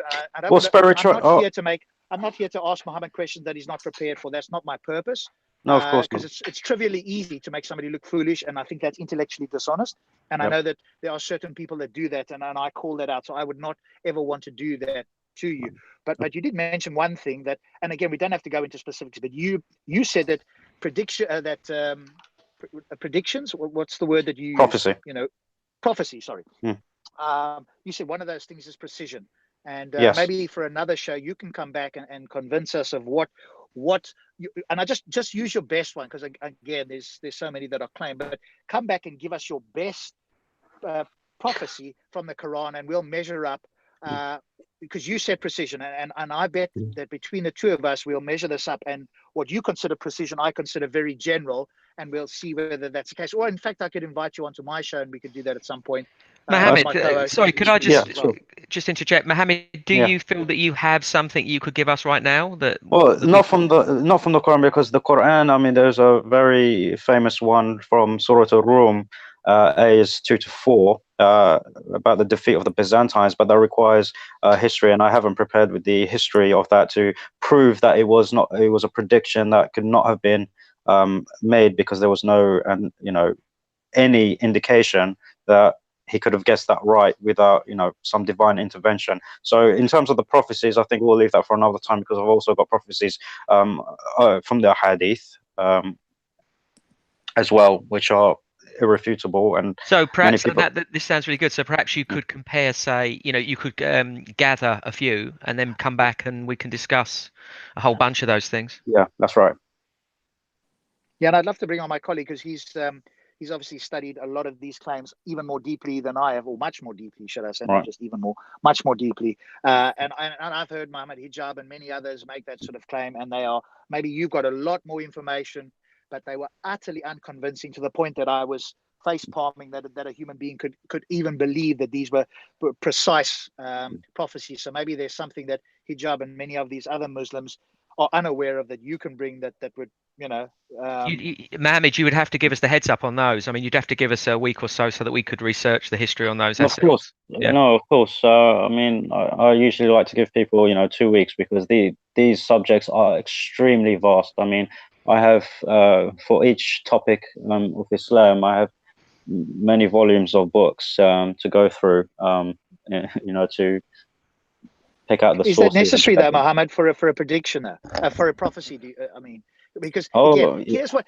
Let me give you an example of something that would certainly pique my interest. Sure. If, for example, Muhammad said, "Hey, in 651 on the, let's just use the calendar of today, but whatever the calendar was, on the 21st of January at 12:52 p.m., there will be a battle 2.5 miles away from Medina, and there will be a force of 25,251 Romans, and there will be a force of 17,215 Persians, and there will be a battle, and X number will die, and X number will die, and this military leader will die at this time, at this point, and there will be a surrender here on this particular battle." I think Now Rob's rather clear on his specifics there. Yeah, now you would have my attention. That's what I consider precision. And now you'd have my attention. And if you've got anything like that, please bring that, because you'll have my attention. If you've got anything more vague than that, my attention is going to wander quite quickly, I would have to say. I would say that I can think of one. How about the time when the Prophet predicted that one of his companions would wear the bracelets of Khosros? Now, Khosrow was the emperor of the Persian Empire. Yeah, so this is like a small country like Belgium defeating Russia, and for the leader of Belgium, to take some implements of the Russian emperor and wear them on his arm. Did he give the time of day, the day that it would happen, which prophet, what these look like, etc.? Well, he gave the occasion when that would occur, when the Persians would be defeated. Yes. So when the Persians were defeated, is that precise in your view? I think it is. I think that's so pretty... Okay, let's give an example just to see how problematic. Okay, never mind. I would pick up one as well, just quickly. When the Muslims were being persecuted in Mecca, while they were being persecuted, at that time there was only about between 20 and 50 of them, Muslims. Yeah, they were being persecuted at the hands of Quraysh, and while that was happening, Muhammad sallallahu alaihi wasallam said, "Do not despair, for you will conquer Persia and Rome." Now, that would, I mean, if that's not specific, I don't know what is, because there was no indication whatsoever that the Muslims would even be able to win against Quraysh, their own kin, let alone the superpowers of their time. So for someone to come out with that blasé, statement and say you're gonna, conquer the two superpowers of that time simultaneously, no one's gonna. How many thousand? Was it 1,000 years after? 500 no, years? 1,000 it's 100 years after. So it's a prophecy, that hasn't happened for 100 years, and I mean, where was the indication that was going to happen? They were being persecuted at the hands of their own families, because obviously the tribe of Quraysh, it was mostly tied by families, So even the greatest enemies of Muhammad sallallahu alaihi wasallam was his own uncles and cousins. Again, if these are prophecies and they're coming from God, again, the question I have, and obviously we have a different bar for precision, I mean, I think that's quite clear, is could God have given the exact time, the exact date, the number of people involved, the exact name of every single person? Do you know what I mean? That's what would get my attention. So these vague statements that you guys, because you've brought up in that view, you think it's very specific. As an outsider, I look at this and I go, this is so vague that, it's way too vague. Any human could make a prediction like this. I reckon but it's not a prediction that I don't think it's a prediction that any person can make. It's like, because there's a difference between someone making a prediction and someone saying something with absolute certainty. He's saying you will defeat these people, you will conquer them, and these are the superpowers. It's like me telling you by yourself are going to take Russia. You're going to defeat Russia by yourself. You'd look at me and think I'm a madman, But then if it happens, you'll be like, holy crap, he was right. Yeah, can I just bring in something here? Rob mentioned that this stuff's all about chance, and if you analyze what goes on, there's things that didn't work, things that did work. Can we get? Is there any examples in your Islamic history where prophecies did not happen? No, there isn't. Let's take the one about the barefoot Bedouin. This is a very famous one. I'm pretty sure all of you heard this at some point. But if anyone can explain to me how Muhammad Sallallahu Alaihi Wasallam could have had any indication that people who built barely one-story huts out of mud, in the desert, could eventually compete in skyscrapers. You look at here in London, the tallest building is now owned by Qatar, which is a bed. Okay, but hang on, Bedouin Arab. now, Mohammed, please don't go down that route. Okay, they're not competing at all. They've got some money that they were given from because people found oil under there that they, as primitive, camel herders, would never have found any value in. That none of that technology or expertise is in any way can be attributed to them. They've hired people because they've got lots of money that was given to them for something that was under their sand. So again, please don't go down there because now you're stretching it even further than your other battles and all that sort of stuff. I'm not stretching it because where was the indication that they were going to find oil?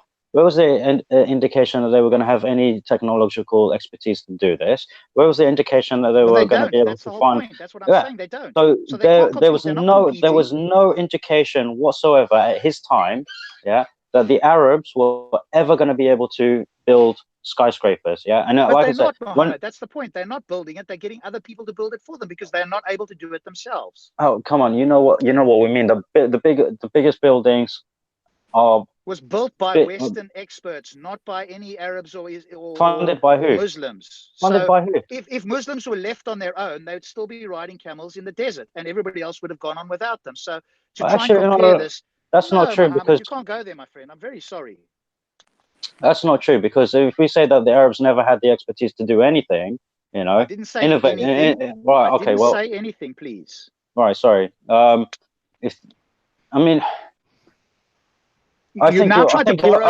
think you're stretching it. I think you're trying your best to avoid it by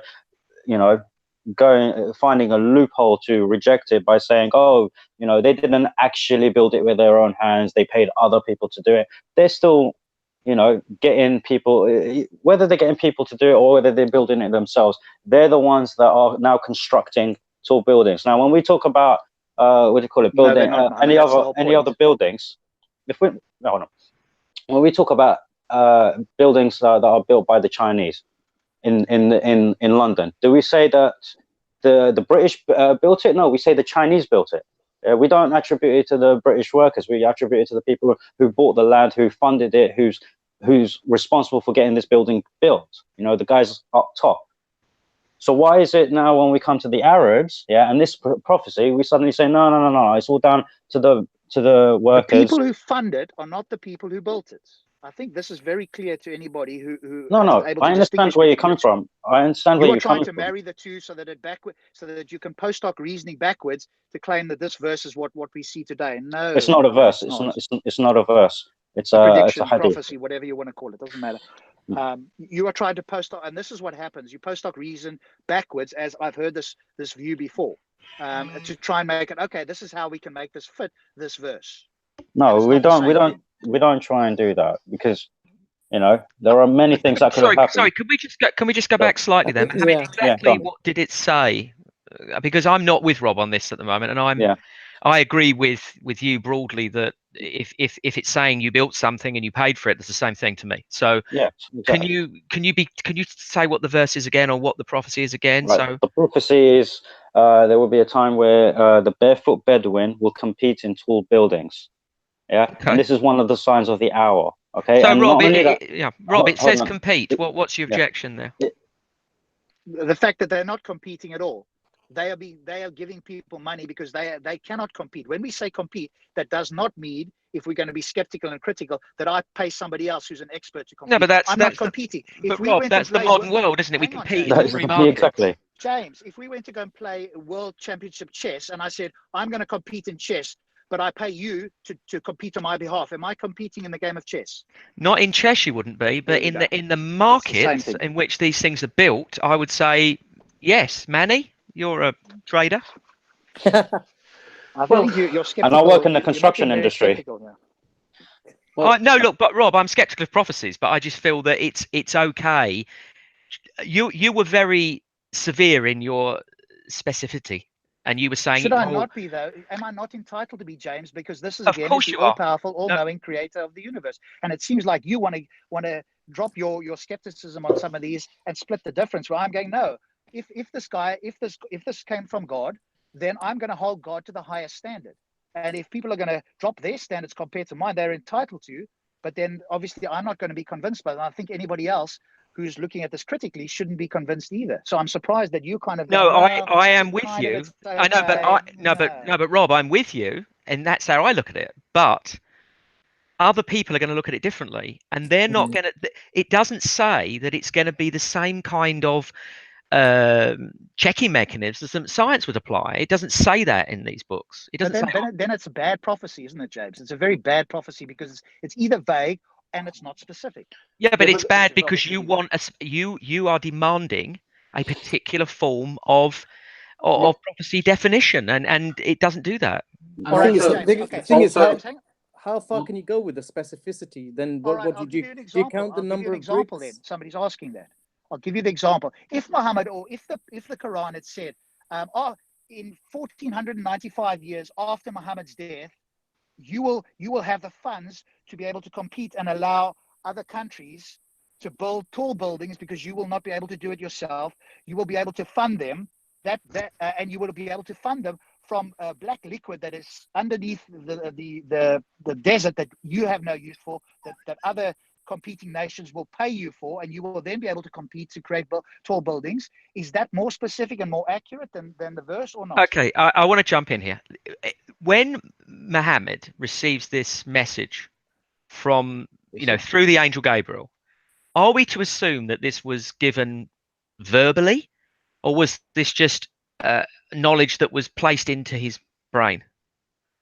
Because if it's placed into his brain and he's got to interpret that in words, then we end up with the human vagaries that might result in what we see. Is that not valid? Who's this question posed to? To anybody, really. I mean, to Rob Yeah. even as well. I mean, Well, I mean, if we talk about how the prophecy came to Muhammad Sallallahu Alaihi Wasallam, we don't have the specifics. There are many forms of revelation. Obviously, it came to him in one way or another, either through a dream or from the angel Gabriel, or in any other form that it could come in. Or so Mohammed, what I'm saying is, if he envisaged in his mind, it was given into his mind, Mhm. No, he would. tall buildings, for example, and he has to construct that in No, he words, would. or No, he would say it's exactly how it would be revealed to him. Because it's a prophecy. So it would be revealed to him in words that he would then yeah, convey. yeah. And Ash, do you James, feel my that? But there's actually some hadiths which define, the end of times scenarios where yeah, you this have is one of the minor fly- signs. the flying donkeys. Those are actually aeroplanes, right? We're talking about aeroplanes there. So there is a level of interpretation, because somebody in the 7th century would not be able to interpret visions that they were given in a certain way that we would understand them in present day. Right. I was going to say something, I forgot. So, Rob, Well, I mean, but James, I asked you the question. I didn't get an answer. Obviously, oh, I'm maybe because sorry. other people What did you say? What did you ask me? the way I phrased it versus the way the Quran phrased it, which one is more accurate, and which one would pique your interest more? The way that Muhammad read it from the Quran, or the way I modified it and I would suggest improved upon it, Rob, in terms of it being accurate, etc. Of course, your way. I'm an atheist for a reason, so of course I demand the same level of proof that you do. But So what of I course what I totally reject is that he's saying it's vague. Now, when I say that, right, it was specific on what they would construct. right? Tall buildings. Yeah, so we're talking. So obviously they didn't know the term skyscrapers. They just said tall buildings. It was specific to a people. Yeah, it was specific to an area. All right. So we got Where's it Bedouin. specific to area? Right. So it wasn't. He didn't just say the Arabs. He said Bedouin Arabs. Yeah, and these are the people mainly from the Gulf countries. How big is the Gulf countries in sort of more or less size of what, like half of America, size-wise? No, less than that. Less than that. Okay, so Yeah. fair amount of land, right? It wasn't like this will happen in Qatar at this specific place, and you'll have the tallest building in the world, 1450 years after Let me finish. All right, it was specific to a place.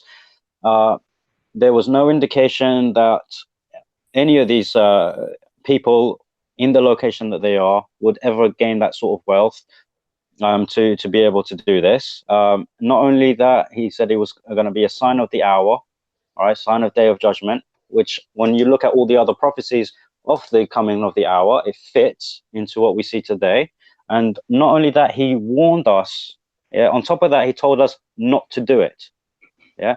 So it's not like he said, yeah, please go and do it so that, I look right. He actually told us, do not do this. Do not start competing in tall buildings. Now, what we see today, like the clock tower in Mecca today, was that there a few years ago? No. Why is it there today? People say, what is the need for a big clock tower overshadowing the Kaaba? There's no need whatsoever. Yeah. So what would we say about that? It's not a necessity. The 7-star hotel. Relevant, sorry, I'm not sure how that's relevant, though. No, because when you also reject the competing. Now, if it's not competing, why would Saudi just decide to build a giant clock tower? I mean, everyone's got a clock now, on their phones. So that people can keep time, I think. I mean, oh yeah, I don't know. But people keep time regardless. The Haram, in Mecca, time is very, very important because we need the time to be able to pray our 5 times of prayer. We were doing fine without the clock tower to keep time, to keep track of our prayer times. There's absolutely no need. Is there a need to build a hotel that reaches the clouds? No, there isn't in Dubai. Is there a need to build the Shard here in London? No, there isn't. What need was there to make it bigger than? Yes, there is. What is the need? What is the need for them to have to make it taller than Canary Wharf? I mean, now it's the tallest building in the UK. Well, for offices and for residential for people to live, because of this is a valued area in London, for example, and there's only so much square footage, so you have to go up, otherwise you've got to move outwards. I think it's an argument that's easily made for having tall buildings. Rob, I'm in the construction industry, yeah, and I've worked on several projects. If we're talking about real estate and how tight it is, every project that I've been on would have been skyscrapers. In fact, most of the projects I've been on are maximum 10-story buildings. So there are not as many tall buildings. But they're much more complex, much more expensive to build, etc. So but who's building that? But look, then it goes back to how specific it is. Who's building these tall buildings? It's not the Chinese, it's not the Japanese, it's not the English, it's not the Americans. I mean, it's not even the 2 superpowers. It's the Bedouin Arabs. It's the people that come from the Gulf. Yeah, but they're not building it. They're funding it because they cannot build it themselves. Right, we're going to go in circles. I think we should drop the circular argument there. You're claim that's not. But Rob, why do you feel? Rob, why do you feel that it needs to be specific? I mean, there's no concept here. I'll tell you why. Yeah, I was going to say because there's no concept within the message that says, "Oh, by the way, I'm telling you these number of bricks because you're going to need to have proof of this." Is there? But that's what. Well, I mean, can I just say before Rob comes in, that's exactly how ambiguous astrology is. It wouldn't tell you how many bricks it would need to build the building. It will just tell you that building would be there. No, but I mean, what Mohammed was saying. What Mohammed was saying was that the message was to not build tall buildings. But what you're saying, Rob, is you demand that the message tell you how many bricks, and I don't. That these two don't. But tall is relative. Tall could mean 3 stories. Bigger than a hut is tall. So, in what is supposed to be tall though? So now suddenly Muslims today go tall is skyscrapers. Muhammad wouldn't even have known about skyscrapers, as our Muhammad in the panel said here. So what is tall? Something over 3 stories would have been considered tall. Right, but Actually, Rob, that's not true, because the Persian Empire and the Roman Empire were already known for building buildings taller than that. In fact, someone tried to debunk this hadith, this prophecy with me, and they talked to me about the city in Hadramaut that was built, and they thought oh great, this is amazing. I just debunked you because there's very tall buildings made out of mud bricks in Hadramaut. I'm like, listen, that's my country. Do you even know the history? And they're like, no, I don't. And I explained to them that it wasn't actually the Arabs that built it. It was actually the Jews to protect them from Bedouin attacks. So they failed on that as well. So there were skyscrapers at the time of the Prophet ﷺ within other civilizations, in Yemen, in the Persian Empire, in the Roman Empire. So tall buildings was understood. And the message has been successful because Muslims believe it. They accept it. Yeah, but the reason it's successful is because it's very vague and they're not skeptical and critical. So you put those I two agree. combinations together, I agree with you. it's I going to agree be with you. successful, isn't it? Yeah. So that's Well, not of a good course that's argument the case. That's for what their position. religious people do. They're believers, aren't they? They believe. They don't necessarily dissect an argument. That's actually not true, because at the start of this discussion, I made it very clear that Islam is largely logical, and there's a certain amount of it that's based purely on faith. I mean, even when we talk about the foundation of our belief, there's only 6 things that we consider as pure faith. Without, and even those, we have logical reasons to make that leap of faith.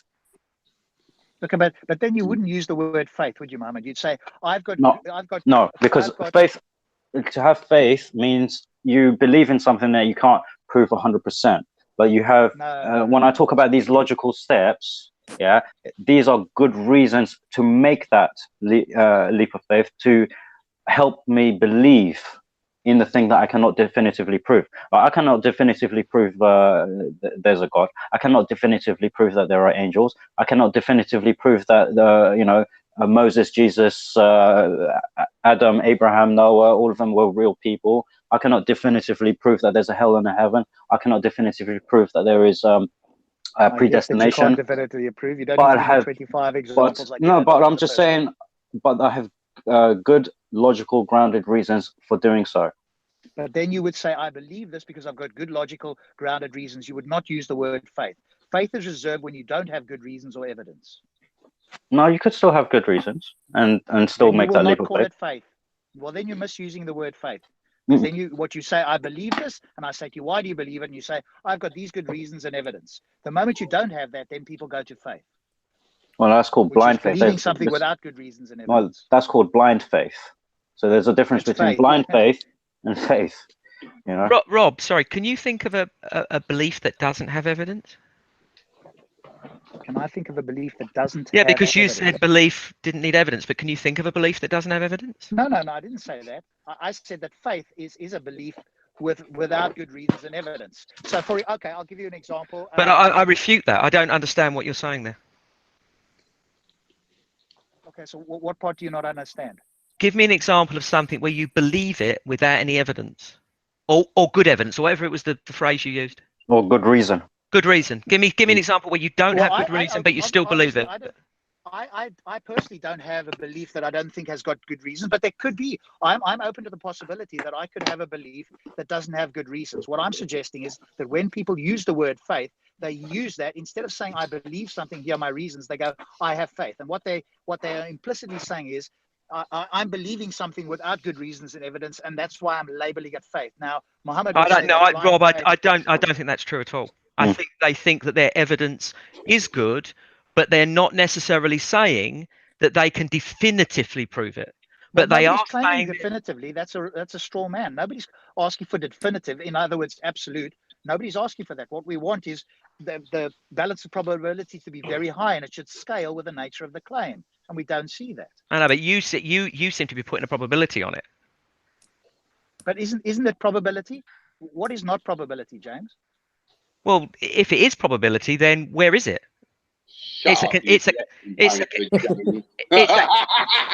It's a continuum argument, isn't it? You can't. Where do you draw the line? You Well, think- that's personal, obviously, but the higher the more extraordinary the claim, the higher your probabilities need to be. And as Phil showed in the park, even if you've got two propositions and it's 60% on one and 60% on the other, and I can't refute them, if you put those two together, that's 0.36. So now you get less than 50% if you put those two together as a conclusion. So you need a very high level for a conclusion, especially if you're going to make extraordinary claims. But we're going off on a completely separate topic. I mean, I think faith is just a label that people give when they don't have good reasons and evidence. Because if they had good reasons and evidence, they would not use the word faith. Right, but they're good reasons and not your good reasons. But if they got good reasons, James, they don't use the word faith. Nobody comes along. I've not heard somebody come along and go, do you know what? I've got faith and I've got good reasons. They will come along and say, I believe X and I've got good reasons and evidence. They don't use the word faith. So even with most religious people, they reserve this when they don't have good reasons. And then they try and say, oh, well, it's not absolute or it's not definitive. Now this is just a backtrack to try and defend the word faith. But Mohammed and Ash would say they have good reasons.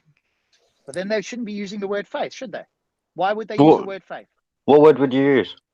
Exactly. I believe X, or I know X. If you've got really good reasons, All right, so define evidence, belief. you would say I know X. Which Right, is so define belief. Define belief. The acceptance of a proposition is true or likely true. Right. That's belief. Hassan, this is we had organised this chat previously, but we can do a show afterwards if we have time. Bear with us. Sorry, Rob, carry on.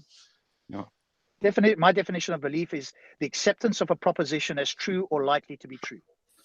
Based on reasons or evidence, either good Right, reasons or bad reasons. Many people Right. believe things for bad reasons, and I'm not immune to that. I could well believe something for bad reasons. If somebody shows me I've got bad reasons, I would need to update my belief. and you can also believe and I something expect for good everybody reasons. else to do the same. But it's still kind of. But then There's a great deal of Go on. subjectivity in belief, obviously, as we see. Yeah, Well, belief is should be under. Do we not all agree that belief should have good reasons and evidence as far as humanly possible? of course, and that's what we just said. Okay, but then what is the point of using the word faith? Because it's still faith. Oh, I think we're gonna go in circles. Faith and belief, I would say they're synonymous. They're not synonymous, are they? They're not synonymous, right? Explain. They don't mean the same thing. One has got a much lower level than the other. Because if you say I believe something, that's what most people say. If they say I have faith, most religious people, when they say they have faith, if you critique enough and you get to a point where they don't have an answer or a good reason or whatever, they go, okay, I believe it on faith, and then they walk away as if that's a response that should merit any sort of serious, contemplation. So what I mean, if we have a historical book that was written 3,000 years ago, what's that, Rob? Is that belief or is that faith? What's that? If we say, it depends what the reasons are. If somebody gives reasons, there's no reasons. For example, that describes if events that occurred. Yeah. What about it? Well, and somebody says, I believe that, and I say, why do you believe that? And they say, I haven't got any reasons. I just like the look of the book. Is that what you mean? Something like that? Well, you could do that, but that's not what Muslims are doing. Muslims are putting it into a historical context. But notice when the word faith comes in, it's now a belief that's very, very low. It doesn't have anywhere near the same reasons as some of the other beliefs. And actually, if we look at it, if we critique them long enough, we'll find that they really don't have any good reasons and evidence. And then they will revert to, hey, you've just got to have faith. That's what most religious people say. And at that stage, it's like, I've given up any good reasons and evidence. I'm just believing it on faith. Well, I don't think Ash and Mohammed would agree with you there. I think we wouldn't.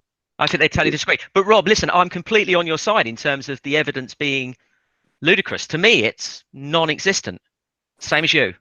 But you can see why there are vagaries here in interpretation of what is belief, what is faith.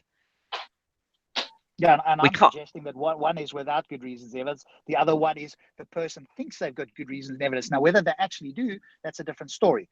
But when I say I believe it, or Muhammad says he believes something, or Ash says he believes something, in their mind, they think they've got good reasons. When they say they have faith, if I have to ask Muhammad or Ash now, I'll ask you, and let's just see, because that's not what most people say, but let's just see what you guys say. That when you say you have faith, do you think your reasons and evidence are as strong as when you say I believe something, or weaker? No, same. So why are you using the word faith? I would use belief, Rob, because my my spiritual awakening was due to an epiphany that occurred many years ago. So mine is a Okay, subjective. so you believe it rather than you have faith, right? Okay, fair enough. Correct. But Correct. Muhammad said that it's the same. So why, I'm asking you, why do you use the word faith? If they're the same, and you say I believe X and Y, why are you using the word faith if they're the same? Because this is what was stipulated in the hadith concerning the aqidah and the 6 pillars of faith. It's called the 6 pillars of faith. Now, and why is it? Because ultimately it comes down to faith, regardless of the reasons we have behind it, regardless of the studies we have behind it, to make that leap. Yeah, that's why it's called a leap of faith. Because at the end of the day, no matter how far we get with our reasoning, we cannot definitively prove it. Therefore, we have to make that leap of faith. Hence, Okay, but doesn't 6 the pillars leap of of faith. faith itself No. tell you something? That's not the same as what But other right, people's beliefs but are. this is. I But don't like I have said, I don't have a I belief am. that the sun will rise I tomorrow always. as a leap of faith. Right, Rob. Like I said, I always go back to the Quran and the Sunnah. Now, the Sunnah stipulates that these are the 6 pillars of faith. Yeah. Now, when we say we believe something, yeah, this is it's the same thing. Like I have faith in Allah, and I believe in Allah. It's the same thing. Okay, well, I think my personal, I mean, you're welcome to use those 2 words. That's not how most theists work, and I think you are misusing the word faith there when you claim that it's the same as belief. The definition in the OED says that it's a strong belief. There you go. Yeah, and that's It not how says it's a most people strong use it, and I belief in the reject that. doctrines of a religion based on spiritual conviction rather than proof. Aha, there we go. Okay, so where the full definition comes out, it's not the same as many other beliefs. There we go. Right, but All right, but let's Rob, move on. Well, we. but we- Rob, with the exception of mathematics, there's no such thing as proof. I mean, not absolute proof. You've got compelling evidence. But James, nobody's asking for absolute proof, and that's a complete red herring. And when I hear Muslims or anybody else use the word absolute, I know that they're going down a route that is unhelpful to them, and nobody else asks for that, and neither does science or any rational person ask for absolute anything. We ask Okay, for but Rob, reliability. within the context of religion, we know that God does not manifest himself directly here. So there is no, I mean, that has to be, a belief, because it's not. I mean, to them, they may say that this is evidence enough, but I'm saying it's clearly not direct proof, and you'd have to accept that as well. What, that they believe in God, that it's not direct proof? I mean, we don't know much about gravity, but we can throw an apple in the air and it comes down. We have Yes, but we can make predictions, can't we, James? We can right. test We can it. make predictions. How do we do that with God? We can't. We cannot. So gravity is nothing like God in any way. No, and that's God the point. is unseen outside of the universe. Exactly, and that's no the way point can we make predictions or test. But that's the point I'm making. You're trying to impose these scientific concepts onto, or the scientific method onto something which cannot be proven. Well, it depends. If God has intervened in this world and stirred the particles, matter and energy, then in principle we can investigate, because science investigates the natural. But if God puts his finger in, then he's now twirling he's now moving the particles in the natural world in a way perhaps that defy the laws of physics. And if that's the case, then in principle science could. If we're not able to yet do that, that's just a limitation currently of science. But Rob, Muslims don't say that he is doing that. They embrace science. Well, yeah, that's what they claim, and I think they cherry pick science when it suits them and reject it when it doesn't. In which way? Okay. Any of the scientific claims, as soon as a scientific, like evolution. I don't think you've shown that definition is invalid, Rob. Which one? What I read out: the strong belief in the doctrines of religion based on spiritual conviction rather than proof. Spiritual conviction. What is that, though? Spiritual conviction. So, like for example, when I said we believe in Allah and we have faith in Allah, so we believe in Allah based on our reasons, but ultimately we have faith in Allah because it's a spiritual conviction. It's we cannot prove it. We cannot definitively prove it. So therefore, the conviction that we have that when we speak about it, we speak it as an absolute. Amongst ourselves, it's purely conviction from a spiritual sense.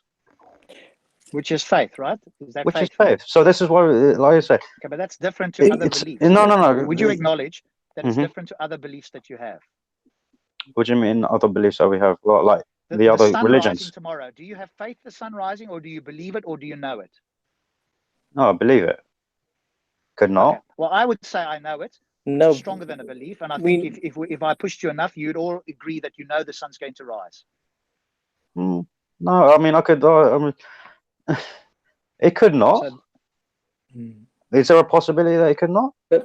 virtually non-existent. Right, Virtually but there's still a possibility. Okay, but Mohammed, No, but this is the point we'll of. move on from here because Right. you're going to get stuck on this. As soon as you go to, is there a possibility? That's not how science works, and that's not how human beings work. So when you go there, you've now retreated to a point where now you're in a corner going, "Hey, the fact that you can't 100% No, but you do this when it prove it means I'm okay." No, Mohammed, that's not how it works. No, but you do this when it comes to God by applying your own criteria to such a practically impossible level. Is God infallible and inerrant, Mohammed? Of course. Is it possible that he could send a message that would be so clear and consistent? We go back to the same point that I would be if I was rational and honest and intellectual, But the thing is, we haven't actually forced to believe it. Well, that's the thing. We haven't actually explored this question properly, in this discussion so far. I mean, to test this, we would have to look at what does the Quran say that would convince us. Can we see, like the blueprint of God? If you to put it in some sort of phrase, signs within the book that will say to us, okay, this cannot come from anyone but the Creator. That's the question we need to ask ourselves, and this is not the question we have explored. Sure, and I've heard and listened to many of these, and my colleague has heard even more than me, and they're not even close to being convincing. They are for you guys, obviously, because you have that worldview, and of course, we also got to be careful of our cognitive biases that want to, take much more weight towards that thing that confirms our beliefs. And by the way, that works for me and atheists and Christians and everybody. It's not you specifically, but that we've got to be very, very well aware of that. So in actual fact, you should be much more critical than I think you are, and any theist. For that well, actually, the reason I speak so strongly, for Islam is because I have done the studies. I mean, what many people don't know is that I used to. I grew up in this religion simply because my parents were Muslims, but then I came to a point where I said, you know what, I need to actually understand my religion. I need to question it. I need to critique it. And when I have sat down and done that, it strengthened my faith because I saw the logical explanations behind the verses, behind the rulings, behind practically everything, and it just strengthened so I think, my Mohammed, belief. that might be a topic for our gin and tonic show, because I've got a very high level of certainty in my belief that I can show that you haven't critiqued it with enough skepticism or critical thinking. So I'm putting that challenge out to you, that I think I could show that you haven't done that well enough. And you can bring me your best arguments. Myself and my colleague, if you want to bring the Quran, he's a bit more knowledgeable in the Quran, and I think I've got a fairly good level of certainty in my belief. I don't say for sure, but I say I have a certainty that I will find points where you are not critical enough. Well, okay, we'll arrange something and we'll do it. Okay, cool. But Rob, you would have to convince Mohammed, right? What would I have to convince Mohammed of? Because basically the claim is that it's for you to be convinced, but you're already convinced. No. What I'm going to show is that he is not critical. He said he went away and studied, and he did some. But who are you showing it? Who are you showing it to? I'm going to show Muhammad that he's, or most likely not, because there'll be a cognitive. Well, the only way you can show it to Muhammad is if he walks away and says, "I'm no longer a Muslim."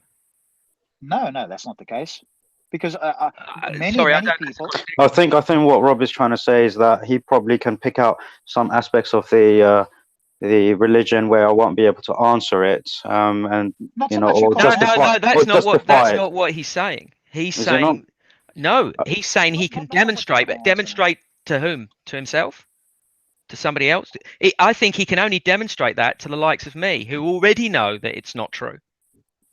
So well, he, well, at least I would say, James, to any rational and critical thinker who's aware of their cognitive bias and would give it and would be more critical of this than they should be. Well, So actually, I people mean, who you, deeply believe obviously have a critical bias. So it's very unlikely that Muhammad is going to walk away going, "Do you know what, Rob? Actually, you made a good point there. I didn't investigate this skeptically enough. It's possible that he might do that, but I'm not under any illusion that I'm going to be able to convince him, because I'm aware of the strong cognitive bias that people have to try and justify their beliefs. So but it's I very don't think difficult. that's It's the very case. difficult considering we're defining this in our own terms.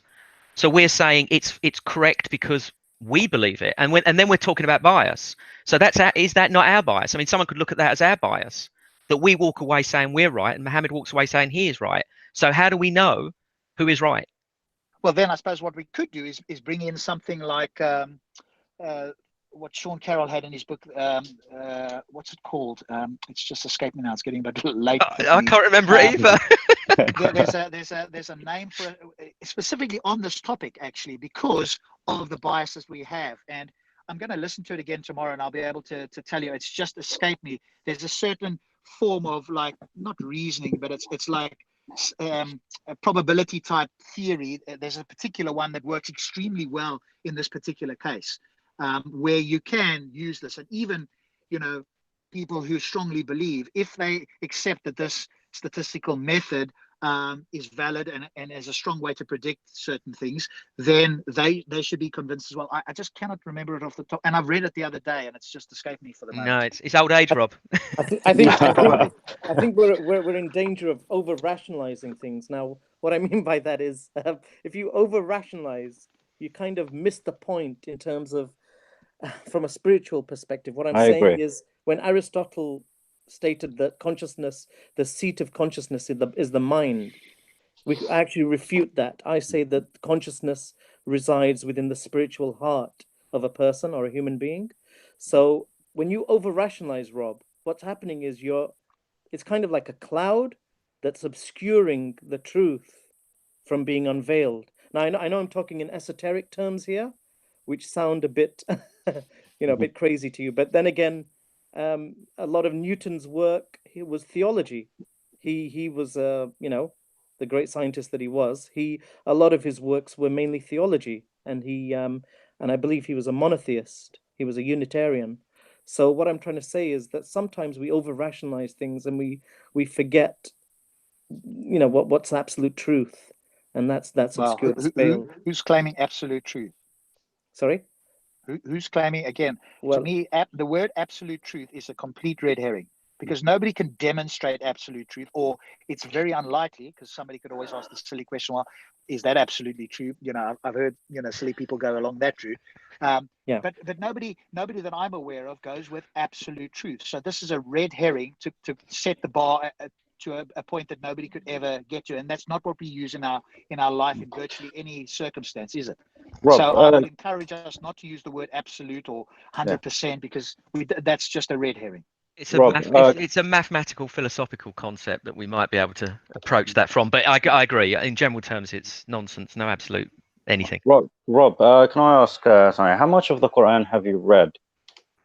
Well, I've read the entire Quran with some English translations next to it. Right, okay. But I haven't Cool. studied it in the sense of, like, I've gone to every verse and gone to the tafsirs and the sunnah, etc. So I've read the Quran, and I've read it with other translations next to it to see what were the differences. I was very interested when you said, you said several times that, we got to think rationally and so on and so forth. And you seem that Islam, I think you're coming from a position where you think that Islam is irrational. But if that's the case, why is it that the Quran constantly says, to think, to ponder, to reflect? And that is repeated. Again, you were talking about repetition, and this is actually one of the things that is repeated a lot. That we must ponder and reflect on the signs that have been given, and these verses usually come after a sign is given. Like something for us to ponder upon, like in His creation, or the people. I the think people that have come verse is before us. ambiguous, though. I think that verse is ambiguous in the sense that, to me, I haven't verse is. I haven't referenced any verses. I'm just saying, in general, there are, you know, things What you're that where basing your claim on, there is a verse, isn't there, that talks there are about several. pondering. There are several verses.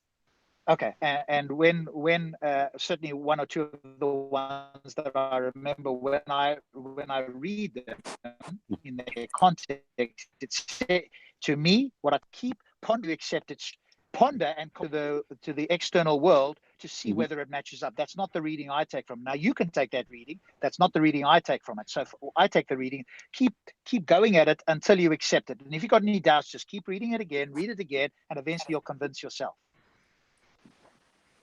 That's not what it says at all. But anyway, I actually don't know how you managed to get that interpretation. Mohammed, could you give us one of these verses where it asks us to question things? Can you give us an example? Yeah, sure. Give me. Sorry. The best you've got, I guess, is the answer, so that we can question Rob's view on it. Right. Okay. Hold on. Give me a second.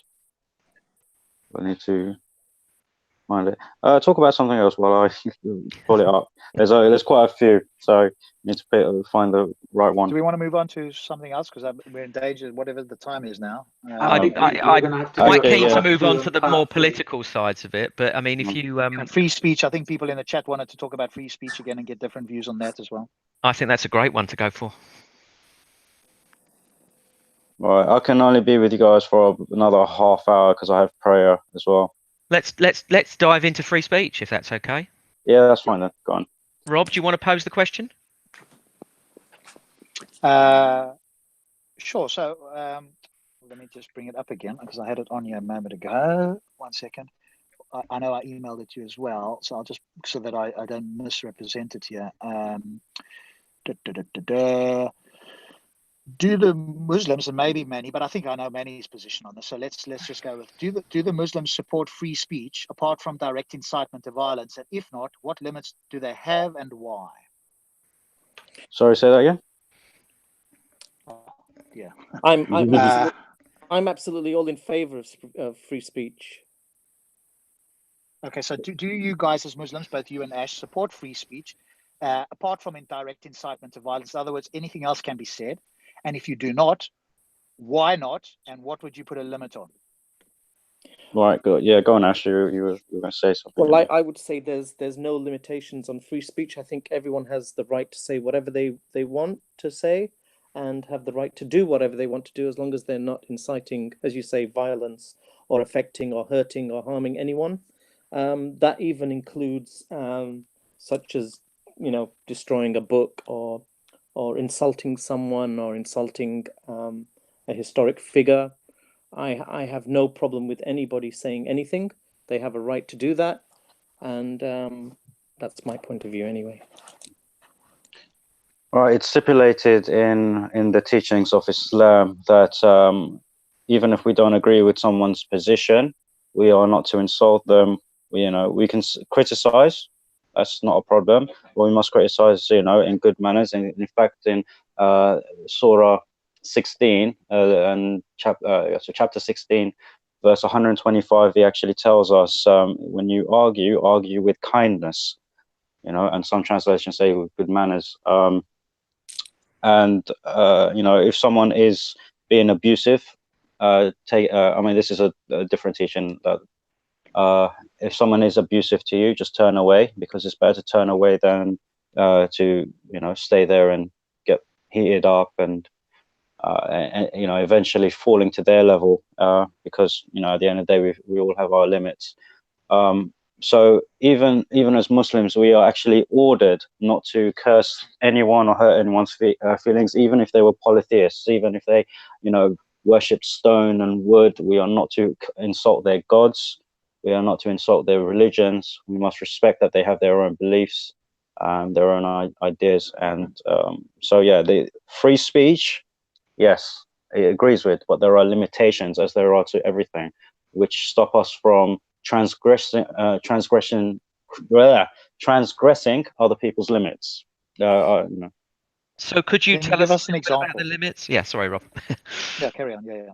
I think we were asking the same questions. Yeah, you are. So the limits, like I said, I gave a few examples. So if if we have several disagreements in this chat alone, But if I were to, insult one of you or say, that I just simply don't care what you think, something like that, that would not be good of me, So Islam, that's a big no-no in Islam. We cannot do that. So I can't just, turn you away or look down on you because I think you're wrong.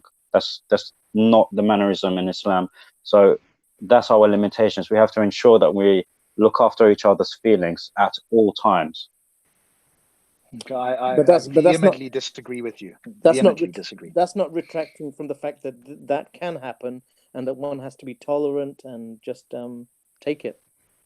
Okay, I think there's a difference that I would want to bring, a distinction between accepting that there's a person standing in front of you and not wishing to do them physical harm, but the ideas that are floating in all of our heads were not there when we were born. We've adopted them and we've rented them in our heads. Sometimes we let them go and we rent new ones, hopefully, if we're rational and we're convinced by good reasons and evidence.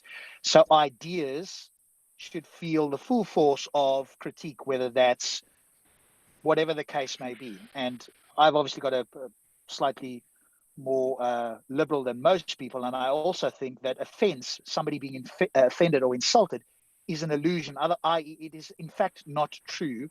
They just do not know the psychological process that is going on. And were I to explain that and map that out, they would see that in fact you are choosing to feel insulted or offended. And if you accept that being the case, then you are responsible for it. Because I agree. Rob, I agree with you. I didn't deny that. But okay, but I think you seem to suggest, or I'm not sure if it was yourself or Mohammed, that we need to respect people's feelings. And I don't go out of my way to quote unquote make people, or more accurately put from a psychological point of view, I don't go out of my way to say something that people will choose to feel offended by.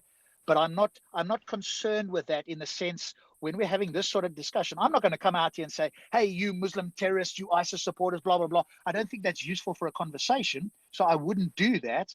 But I'm not coming here going, let me consider my words very carefully in case you might choose to feel offended by something I'm going to say. I've got to try and keep it intellectual and honest as I can, but I'm not concerned with your feelings when we're talking about facts and having an intellectual discussion. The feelings are completely irrelevant in my view.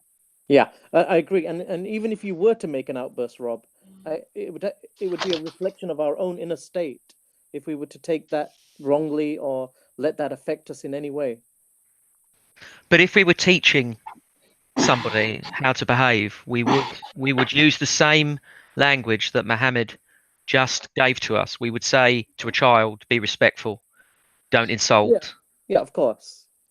Rob, is there any problem with that? And I think that's a general rule of thumb within society when we're just talking to each other. When it comes to having free speech, and what I want to do so that we keep it on track and not get distracted with what some people try to bring up as counterexamples and really aren't, is let's keep it to Speaker's Corner, the home of free speech. So I want to know from our Muslim colleagues here, what could they give us an example of something that they either felt should be banned or should not be allowed, which essentially is the same thing, in Speaker's Corner in terms of some words that people should or should not be able to say. And for me, I can't say it would be banned until somebody said it, but the only thing that I would say is if there was direct incitement to violence. And I've given the example many times where I come there with £1,000 and I say the first person to knock a Muslim out in this park now gets £1,000. I've got it standing in my hand. I would immediately expect to be arrested for that. It's worth pointing out before we go on any further that there's already laws that apply to Speaker's Corner as they apply to anywhere, that if one incites criminality, you could be arrested and prosecuted. So that's already in the statute books. Mm-hmm. Yeah, so, and I think that's very broad. So I wouldn't necessarily agree with that. But well, most laws are rather, that worded that way and are very discretionary. But my point is that when Rob asked that question, I think he's asking for something more than that. Right. No, I agree. Everything outside of that is acceptable. Well, like I said, outside of incitement of violence, I think everything is acceptable. Do you think? Obviously, you don't have to agree with it, but do you think Tan has the right, because he's obviously a lightning rod in Speaker's Corner? Do you think he has the right to say everything that he has said or will say in Speaker's Corner, even if you don't agree with it? Absolutely. No. Mohammed, how about you? Absolutely not. Tan is a classical example of what shouldn't happen. You know, to enrage that many people and know that you're doing it, you know, it reflects badly on both parties. Mohammed, You I know? don't think Rob's asking whether he should or shouldn't do it. He's asking you whether it should be banned or some way Banned. prohibited. It should be banned because Is that your personal opinion, or is that the opinion of the this is Quran? I never speak of my own opinion, especially because I derive my morals from Islam, from the Quran and the Sunnah. So I never speak of my own opinion. It is everything that I say is actually stipulated within the Quran and the Sunnah. What Tan does. Can you give us an example of something that Tan said that's stipulated that should be banned? Well, the specifics, I mean, the Quran is very general. You know, like I said, in chapter 16, verse 125, it says, argue with kindness. That's it. It's clear cut. You know, there's no ifs or buts about it. You know, so when Tan does Right, what he does... but Mohammed, Tan is not Muslim. No, Yeah. But when we talk about the Quran, as a Muslim, when I talk about the Quran, I don't talk about it as a book for the Arabs or as a book for only the Muslims. It actually says that Muhammad ﷺ was sent as a mercy to mankind. So it's not specific to a certain group of people. It's to mankind. So this is a book, guidance for mankind. Right? But so it's demanding that you talk with kindness, but it's not saying, it's not telling you what happens if you don't. Actually, well, that's explained in the hadith, and the hadith actually slipped my mind. But if at the end of the day, it's not good. I mean, it should be banned because if you're insulting people, you know, the way that he does, right, you're inciting a reaction. And if a reaction goes uncontrolled, or if you have people who are unable to control their reactions, it could lead to violence. Now, what Islam does, it removes the reaction part, and it just prevents it straight up. So it prevents that escalation. So it tells us, don't be. Yeah, it prevents free speech. I Yeah, understand. no. Now you're taking, you're putting words in my mouth. No, well, that's not. No, it prevents hate. It prevents hate speech. There's a difference. Yeah, when you say something. Do you agree that hate speech is subjective? No, it's not subjective. Subjective. It's objective. So everybody in the world would agree that something is hateful. Yes, but there are people. Give me an example. Hold on. That everybody in the world would think is hateful. All right. For example, using the N-word, everyone agrees that is hateful. However, no, they don't. Hold on. Black people in America who do not think so. Hold on. No. Amongst each other, they'll be fine with it because No, they are quite happy with it. So hold on. That you're wrong. Maybe. But there are people who, no, it depends on in how you use it. If you use it like, oh, yo, my nigga, you know, like someone that's tight with you, that's, you know, everyone would see that that's fine. There are certain aspects like, but if you go straight out and try and go, and you know that someone's calling you the N-word, you know, for a racist reason, yeah, everyone will agree that that's including the person who's doing it. But he would do it because he wants to. It boils down to his desire, to his hate. Yeah, he just wants to do it. He knows it's bad, but he will do it anyway because he wants to. You're mind reading and you're making a hasty generalization, fellas. Why are people letting that bother them? It's just that's a good point. One's own separate point. Yeah, well, not everyone has got the same emotional, strength. Let's say. So your view, Mohammed, in terms of in terms of Speaker's Corner, is that those people who are likely to be insulted and potentially, because anybody could be insulted or choose to feel insulted, should I say? I have said many times to certain people, if you think you're going to come here and be insulted, and if you think you cannot handle the criticism, you do not belong here. And I've said that to Muslims as well as non-Muslims. Yeah, and I've actually stood against Muslims to ensure that their manners reflect Islam. Yeah, and when they react in the way that they do, I object. I try and so why don't you stand next to Tan and say that to every Muslim that reacts when Tan says something? Why not stand next to Tan and be consistent and use that view with every Muslim that's going to choose to feel insulted and stand there? Rob, there were many Muslim brothers that stood around trying to control the ones that were getting out of hand around town, because I was standing there watching them do it. Like who? Like the guy from Washington DC. Mhm. There Yeah, was Mohammed. you know Yeah, you know that I know chap. them. I know him. And he was doing it, and he was also trying to talk to the police about it as well.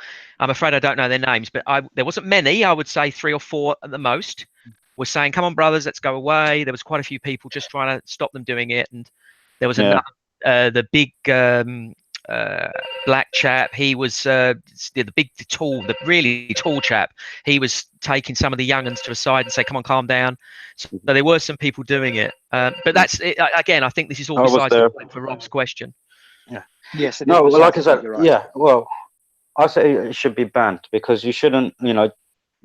Free speech does not mean you can go out and hurt anyone's feelings as much as you like. That's not what we should do. Actually, it does, but and that's what we're discussing. But anyway, I mean, that's Yeah, you're right, James. Yeah, but I come But that's exactly what it means. I come at it from a religious point of view, and that's where I take my morals from. I mean, if I say that, what do you call it? You can say whatever you like to whoever you like. That means the next time someone abuses my mother verbally, I should be okay with it because it's their free speech. We're not. Wait, hold on. No, but if it's now we're talking consistency. Yeah. Now, if free speech includes verbal abuse, yeah, to whoever, whenever, yeah, because it's your free speech, you can say what you like. Yeah, we have to be consistent. Now we have to think if someone, exercised their free speech and abused our mothers, would we say, you know what, that's your free speech? Yes, carry on. That's carry on exactly abusing my mother. That's exactly what we would say.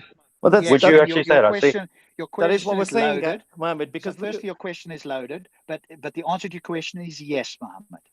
so you would we are let someone consistent. abuse I your believe mother? You are not consistent.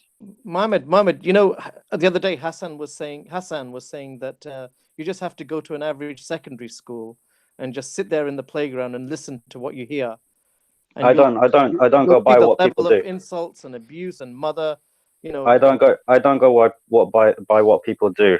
Islam taught me not to. But that's society. That is Mohammed, do you see the strength and the power in ignoring words and just sucking it up?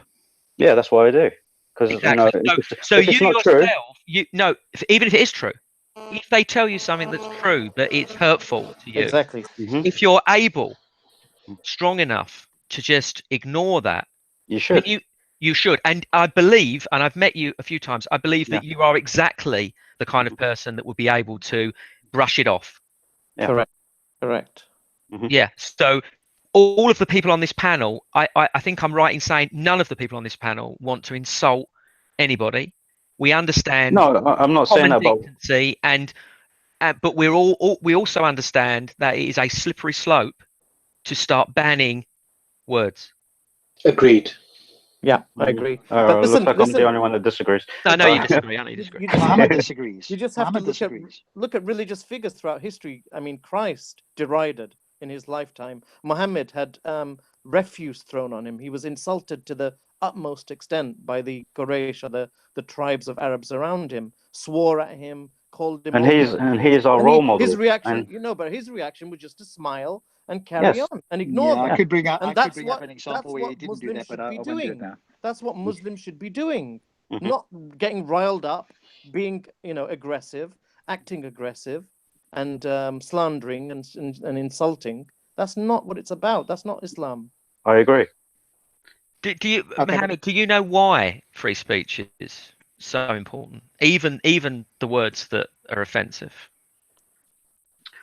Well, free speech is important because, I mean, if we can't say anything, what the hell's the point? But there are also limitations, as there are to everything. I mean, like I said, criticism is fine. You can criticize someone's beliefs. You can ask the questions. You can share your doubts. Ask people to explain, so on and so forth. But as soon as you overstep that boundary and start insulting, and even more than that, then that's when it should stop. But then you have the problem of defining what's an insult, and the moment you do that, this is the slippery slope.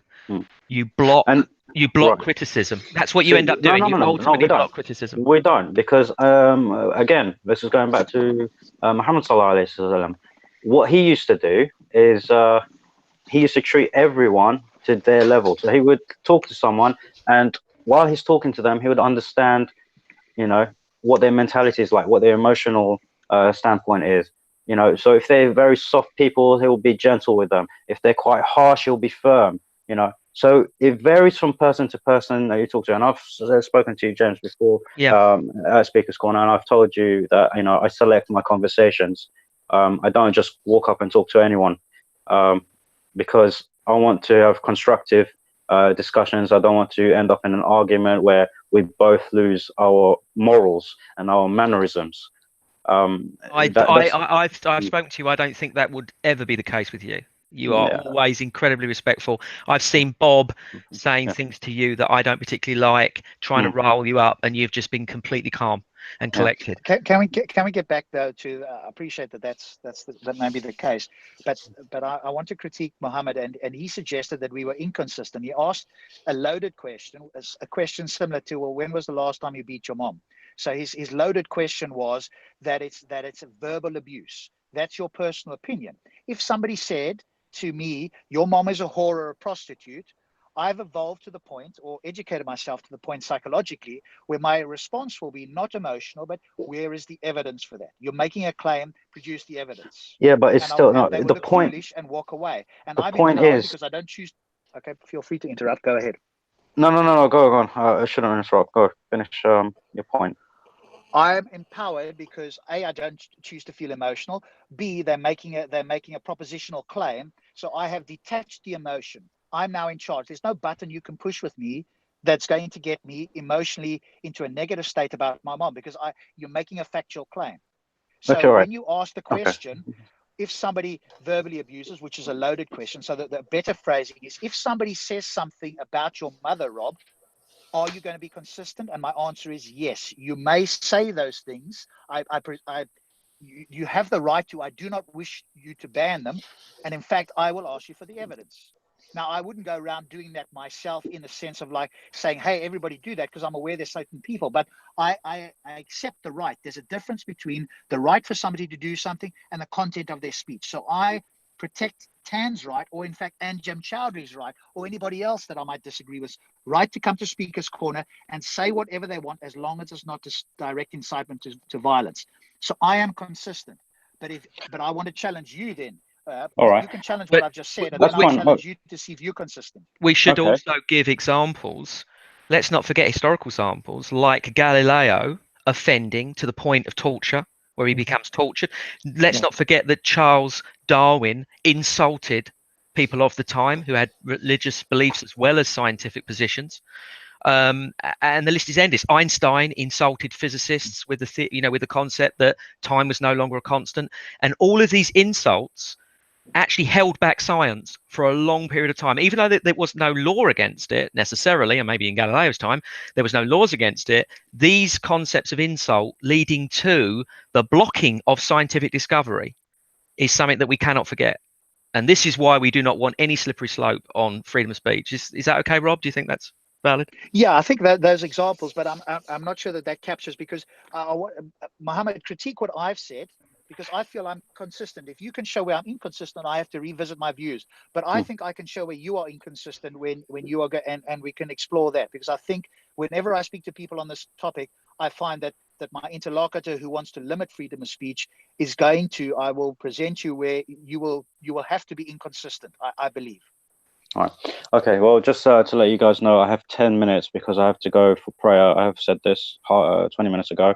That's okay. I need to go in 10 minutes as well, Mohammed. I've We can got wrap it me up too. in 10. Me too, All guys. right. Okay. So briefly to address this point, now, like I said, when I look at the Islamic teaching, all right, this is not something that will just protect the person I'm talking to. It will protect me as well. It will protect society at large. Now, if we take, for example, since Tan has been brought up, if we take him as the example, if he abided by the Islamic teaching, where he doesn't insult others and he keeps his mannerism, he remains calm, argues with kindness, what would happen then? he would be in a much better light because no one would look at him as a derogatory racist, and you know, some people go as far as, you know, proper, you know, just bashing him. So he would look better. You know, people would embrace him more. The people that he speak to will have better conversations with him, so it would be more civil. Nothing will get escalated, so no one is going to get heated up emotionally, no matter how soft they are, because he's not doing But he anything. would utterly Hold on. fail in his message.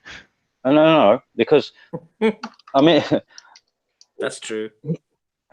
Mohammed, the message he's delivering would utterly fail. That's his whole all right, point. so That's his whole point. what is his message exactly? I mean, I'm trying to struggle with what this guy is actually even on about. One day he attacks Muslims, the next he attacks blacks, the next he attacks whites. You know, he's attacking practically everyone.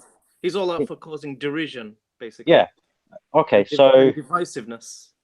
right, but and this is where Islam comes into it. Islam is not here to divide people; it's to unify people. But it's not No, just but Islam. that's also not It's not true, just Mohammed, Islam, so- Mohammed. That's Actually you can is. say that about all faiths. You could say that about Sikhism, No, it's about not, Mohammed. Buddhism, about No. Christianity. No, when I say Anyway, okay, that's a separate point. We'll get it's sidetracked on that. you're. We get sidetracked on that. No. I want to keep it When on I free say- speech, but that Right. statement. When I'm saying unifying people, I'm not saying unifying them in a belief. I'm saying unifying them as a society where we all protect each other, where we all if care you for follow each other. Islam's very strict rules, then you keep out of trouble. But if you step out of the boundaries of that, it's like a dictatorial thing. Then there's serious consequences. So Which is it's only precisely what unifying as long Stan as you is trying to follow demonstrate. the very strict rules. So I don't consider that unifying. That's authoritarian. Well, But obviously, anyway, because that's a separate point. We can talk about that separately. But that is what Tan's trying to demonstrate, that Islam is intolerant. Well, the orthodox version of Islam is intolerant. Yeah. Yes, sorry, Ash. Whoa, wait, orthodox version. That's a term I am not familiar with. What do you mean by orthodox? Well, version? let's stick on the freedom of speech. Otherwise, you guys will go backward and forwards if you've only got 10 minutes. Do you want to give us an example, Mohammed, of a specific word or a specific statement that you would ban or not allow Tan to say, and then we'll see if you are consistent with that. Okay. Yeah, he can't label a group, you know, as a certain thing. Like, okay, let's say he just can't say that all niggers, or all niggers are slaves, for example. I'm not sure he said that. Well, but I'm use just an giving an example example. for you. Use an example for you that's close to home for you. What is it in Islam he's not allowed to Right. say? Okay. Let's say, for example, me, I cannot go out and say, all Hindus are cow worshippers. I can't do that. What example have you got of Tan that you would not want him to say? Oh, an to example Islam, of Tan. not something you're saying to somebody else. Right. I wouldn't like him to say that, all Muslims are terrorists. Okay, so should that be banned? Well, course. I'm not sure he's ever said all Muslims are No, terrorists. yes. Because that's factually incorrect. Yes. Can you present me with any video where he said all Muslims are terrorists? I'll find one. I don't think you can. But put that aside, because that's a factually incorrect statement anyway. And I don't think he said that. Give me a specific thing that he said that you want banned. That if he walked into the park, he should immediately be arrested or removed from the park for saying. Give me something like that. Well, I just said. I mean, I don't listen to all his things. To be honest, I don't watch his videos. I don't waste my time. Watching someone who wants to create division. But Mohammed, you did say he shouldn't be. Yeah. He shouldn't be legally allowed to say the N-word. Is that correct? You said that earlier. I mean, I said that before. But let's go with that example, Rob. All right. Okay, so is it just what I want to check in with you here is so he should be banned from using that word? Yes. Correct? Yeah. Why? Why should he? Because that term has been used to look down on black people for many centuries. Yes, So we know the reason he uses that is to get to the heart of black people and make them feel lesser than him. That's not correct, should Mohammed. We only ban that word? Should we No, only ban that word? Let's just stick with this example. Seeing as we don't have much time, let's just stick with this example.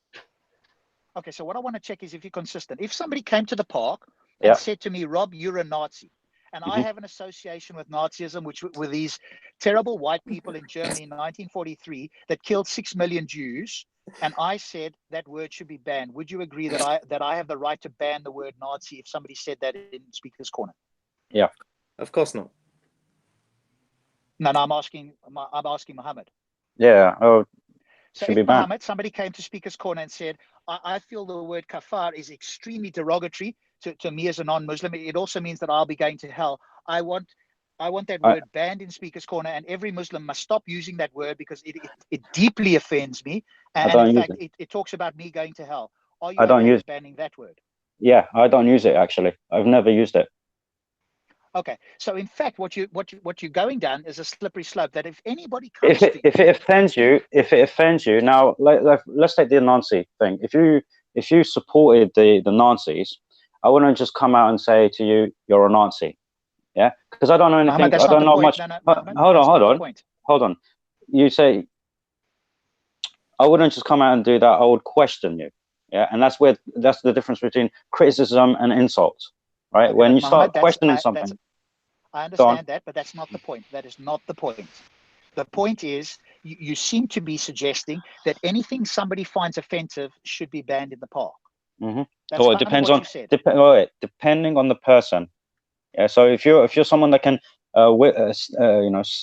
withstand a harsh criticism or certain words that appear to be true about your personality or about your ideas, and you can actually stand up to it and not get emotionally affected, to the point where you're going to cry and stuff, then that could be fine. But if you are an emotional person, the law can't work on that principle, can it? Exactly. Yeah, but then you no. can't ban But it. this is why free speech is not just about the law. It's also about morals, and this is the word I have been using. I haven't been using that's subjective, Mohammed, and that's why I've shown that either you're consistent, which I'm at least seeing that you seem to be consistent to some degree, but I'm not entirely sure. But you seem to be consistent, because if you want to ban the word nigger then you have to agree that any other word that somebody chooses to feel offended by should also be banned. And if that's the case, then we can close Speaker's Corner, because I can always find you a weak person who will come to Speaker's Corner and genuinely, and they're out there in the world, and we see them on YouTube and other places, who will genuinely be offended by almost any word that you say that it is a description of somebody else. And which means that if we go with your view, we can close Speaker's Corner tomorrow. It's not my view. I say this over and over again. That's I never the speak logical on my view. extension of your view, though, Mohammed, if you're consistent. No, it's not. It's not my view. This is the teachings of Islam. In Islam, we must look after each other's feelings. So it's the logical teachings of Islam that Speaker's Corner should be closed, given your interpretation of it. No, it's the logical teachings of Islam that a person must learn to control his own emotions, must be good to other people, must criticize and argue in the best of manners, must turn away from ignorant people or people that will test their patience. If each person follows these guidelines, then we wouldn't have a problem. And this is why. Hold on. Yeah. This is why in Islam we say that Islam starts at home. It starts within you. If you can embody that teaching, and then when you come out into the world, people will see that, and they will say, you know what, I need to be able to do this. I need to be able to control my emotions, and this is how it spreads. And is there a direct reference to prohibition? Because it sounds as if it's like a nice to do, be kind to people. Mm-hmm. Is it directly saying somewhere in the Quran or the Hadith that says you cannot do these things? Yeah, it actually says in the Hadith that you cannot. I think there's a verse in the Quran as well. I'm not too sure. I need to check it out.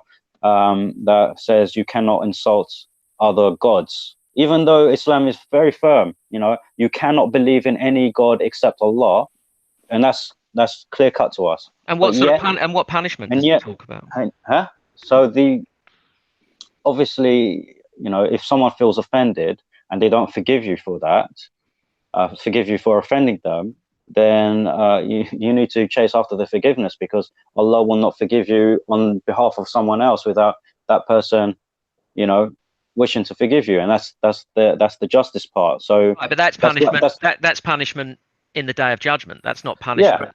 That's not. No, but I corporal mean, it punishment. Not depends. corporal Like, for example, Allah says that a person who is oppressed or or deeply hurted, or deeply hurt. Well, why did I say hurted? That's not even a word. Deeply hurt. If they pray that to God that you get what's coming to you for that comment or something, then there is no barrier between that prayer and Allah. There's nothing stopping it. So it's always accepted. So if you hurt someone really bad, even if it is verbally, and they take it to heart, and they wish that you feel the same pain that you cause them, at some point in your life you will. And if that doesn't happen, you got to pay for it in the day of judgment, unless they forgive you. That's like a karmic effect. That's what it is. Yeah, it is a karmic effect. But that's not really what we're questioning. We're questioning. No, we need to get back because we direct prohibition in free speech. That's what we're talking about. Yeah. No, free speech. We've strayed a little bit there. Yeah. Right. Free speech is not prohibited. You can criticize ideas. You can talk to people. I mean, we see many examples when, for example, hold on. For example, when the Najran Christians came to Muhammad sallallahu alaihi wasallam and they were discussing, the theology of Jesus Christ. Is he divine or not? Who is the true God? Should we accept you as our prophet? So on and so forth. There was, they were criticizing him. They were criticizing Muhammad. Can we stay with Speaker's Corner? I'm just giving I'm giving you an example where criticism is allowed in Islam and where it doesn't prohibit it. But there is a limitation. Only if you're very nice and you respect everybody, etc. So you have all of these provisos, then a version of free speech is okay. Yeah.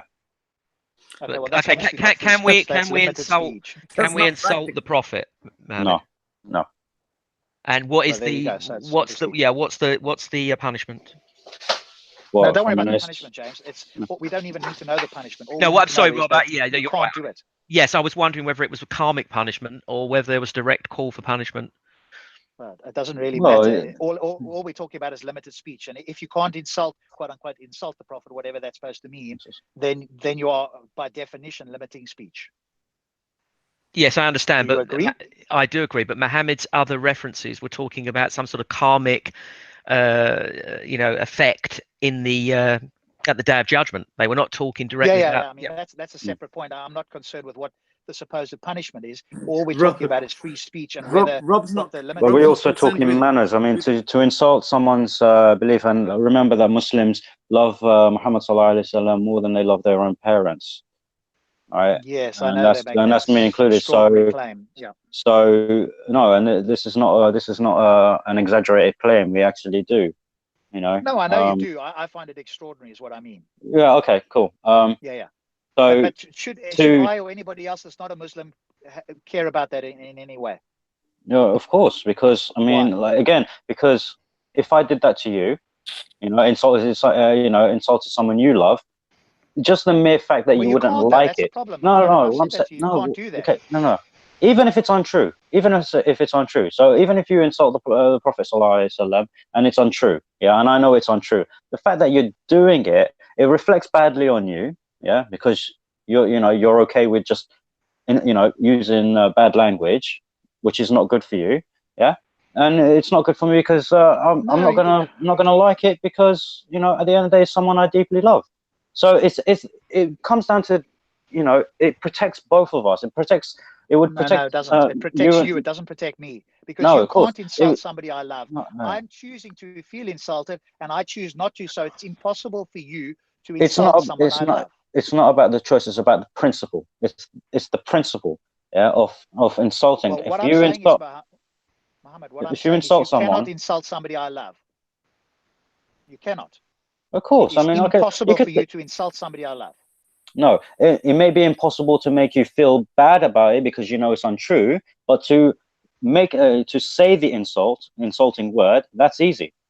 Yeah? Yes, I mean, Muhammad can insult you, Rob. But what you're saying is you won't be offended. That's what you're saying. No, there's a difference between the offense and the insult. I'm saying being offended. I mean, I'm saying that you can't offend me by definition, because if I don't choose to feel offended, then you're not Well, but offending me. that's You're simply using that's words that I don't choose to choose to feel offended. So you can't offend me in that but the respect. words themselves are not good. Yeah. So That's your belief, your subjective claim, though. So you're saying using a bad word is okay? I mean, this is what I really struggle with. I mean, if we want people to live amongst each other in harmony with different beliefs, yeah, we cannot have a harmonious society where people are free to just, throw digs at each other left, right, Mohammed, center. I think the problem is these are totally separate issues. None of us are agreeing those words are okay either. No. But to say it's okay, no, I know that you're saying the words themselves are not okay, but to say that because we're saying we must have speech, the freedom to say it. That's what we're saying. Yeah, but freedom to say something bad is not good.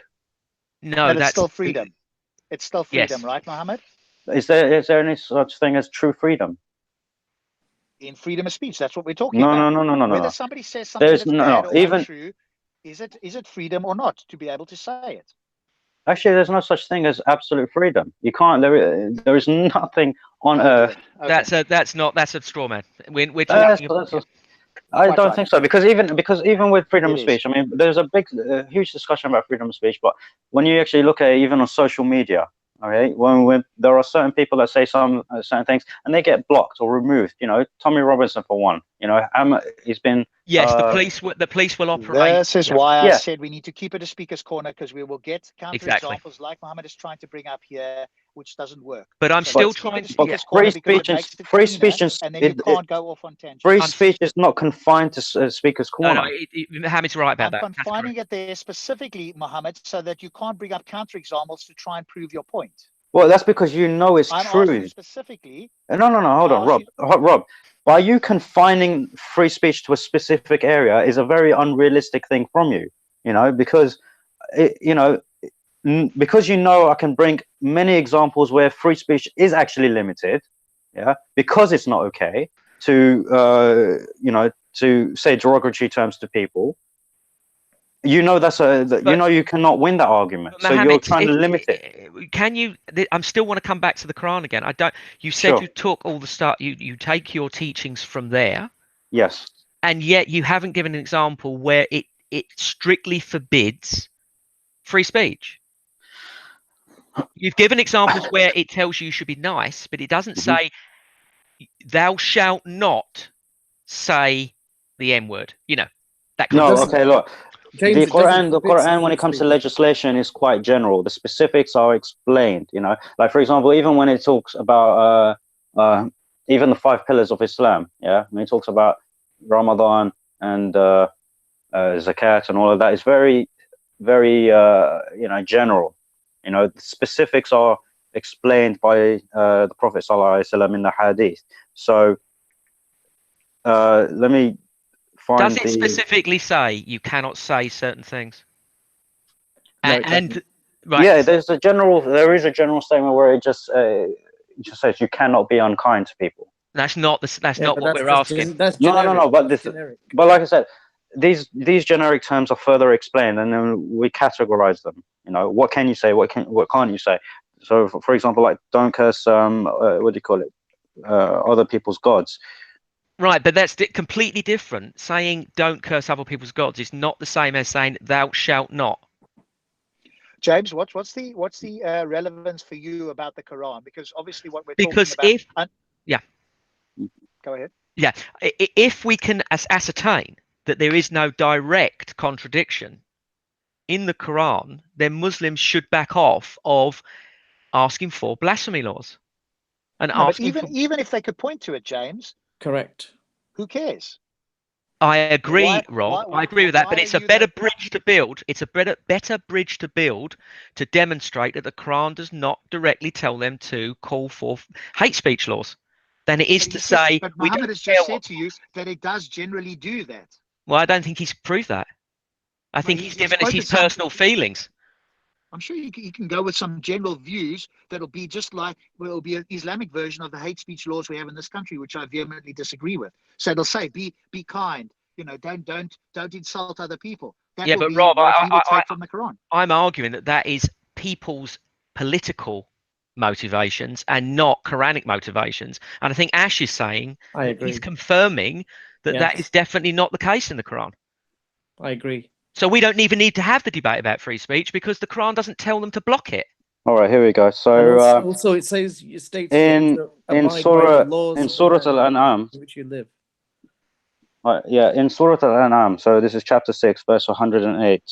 And do not insult whom they invoke other than Allah, lest they insult Allah in enmity without knowledge. Thus we have made fair seeming to every community their deed.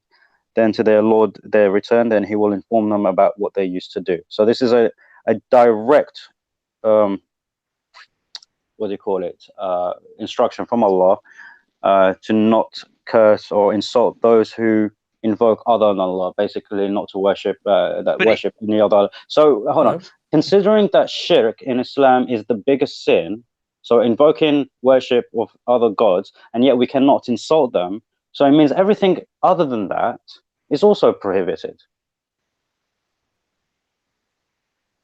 You know, if you can't. So there we go, James. I think Muhammad's given seems to me a clear enough generalized view, like a hate speech type law view there, that you can't get away from it from the Quran. So I don't think appealing to the Quran to try and to separate Muslims' personal beliefs from the Quran is going to work, because they're going to use Rob, that I verse. found that I didn't think that was direct at all, and even when he attempted to do it, it's completely vague. I mean, Ash, Yes. please Sorry, step in here. I mean, what's your position? I think I got disconnected there. I didn't hear the last minute or so. So Muhammad gave an example of a do not, where you do not insult the other gods.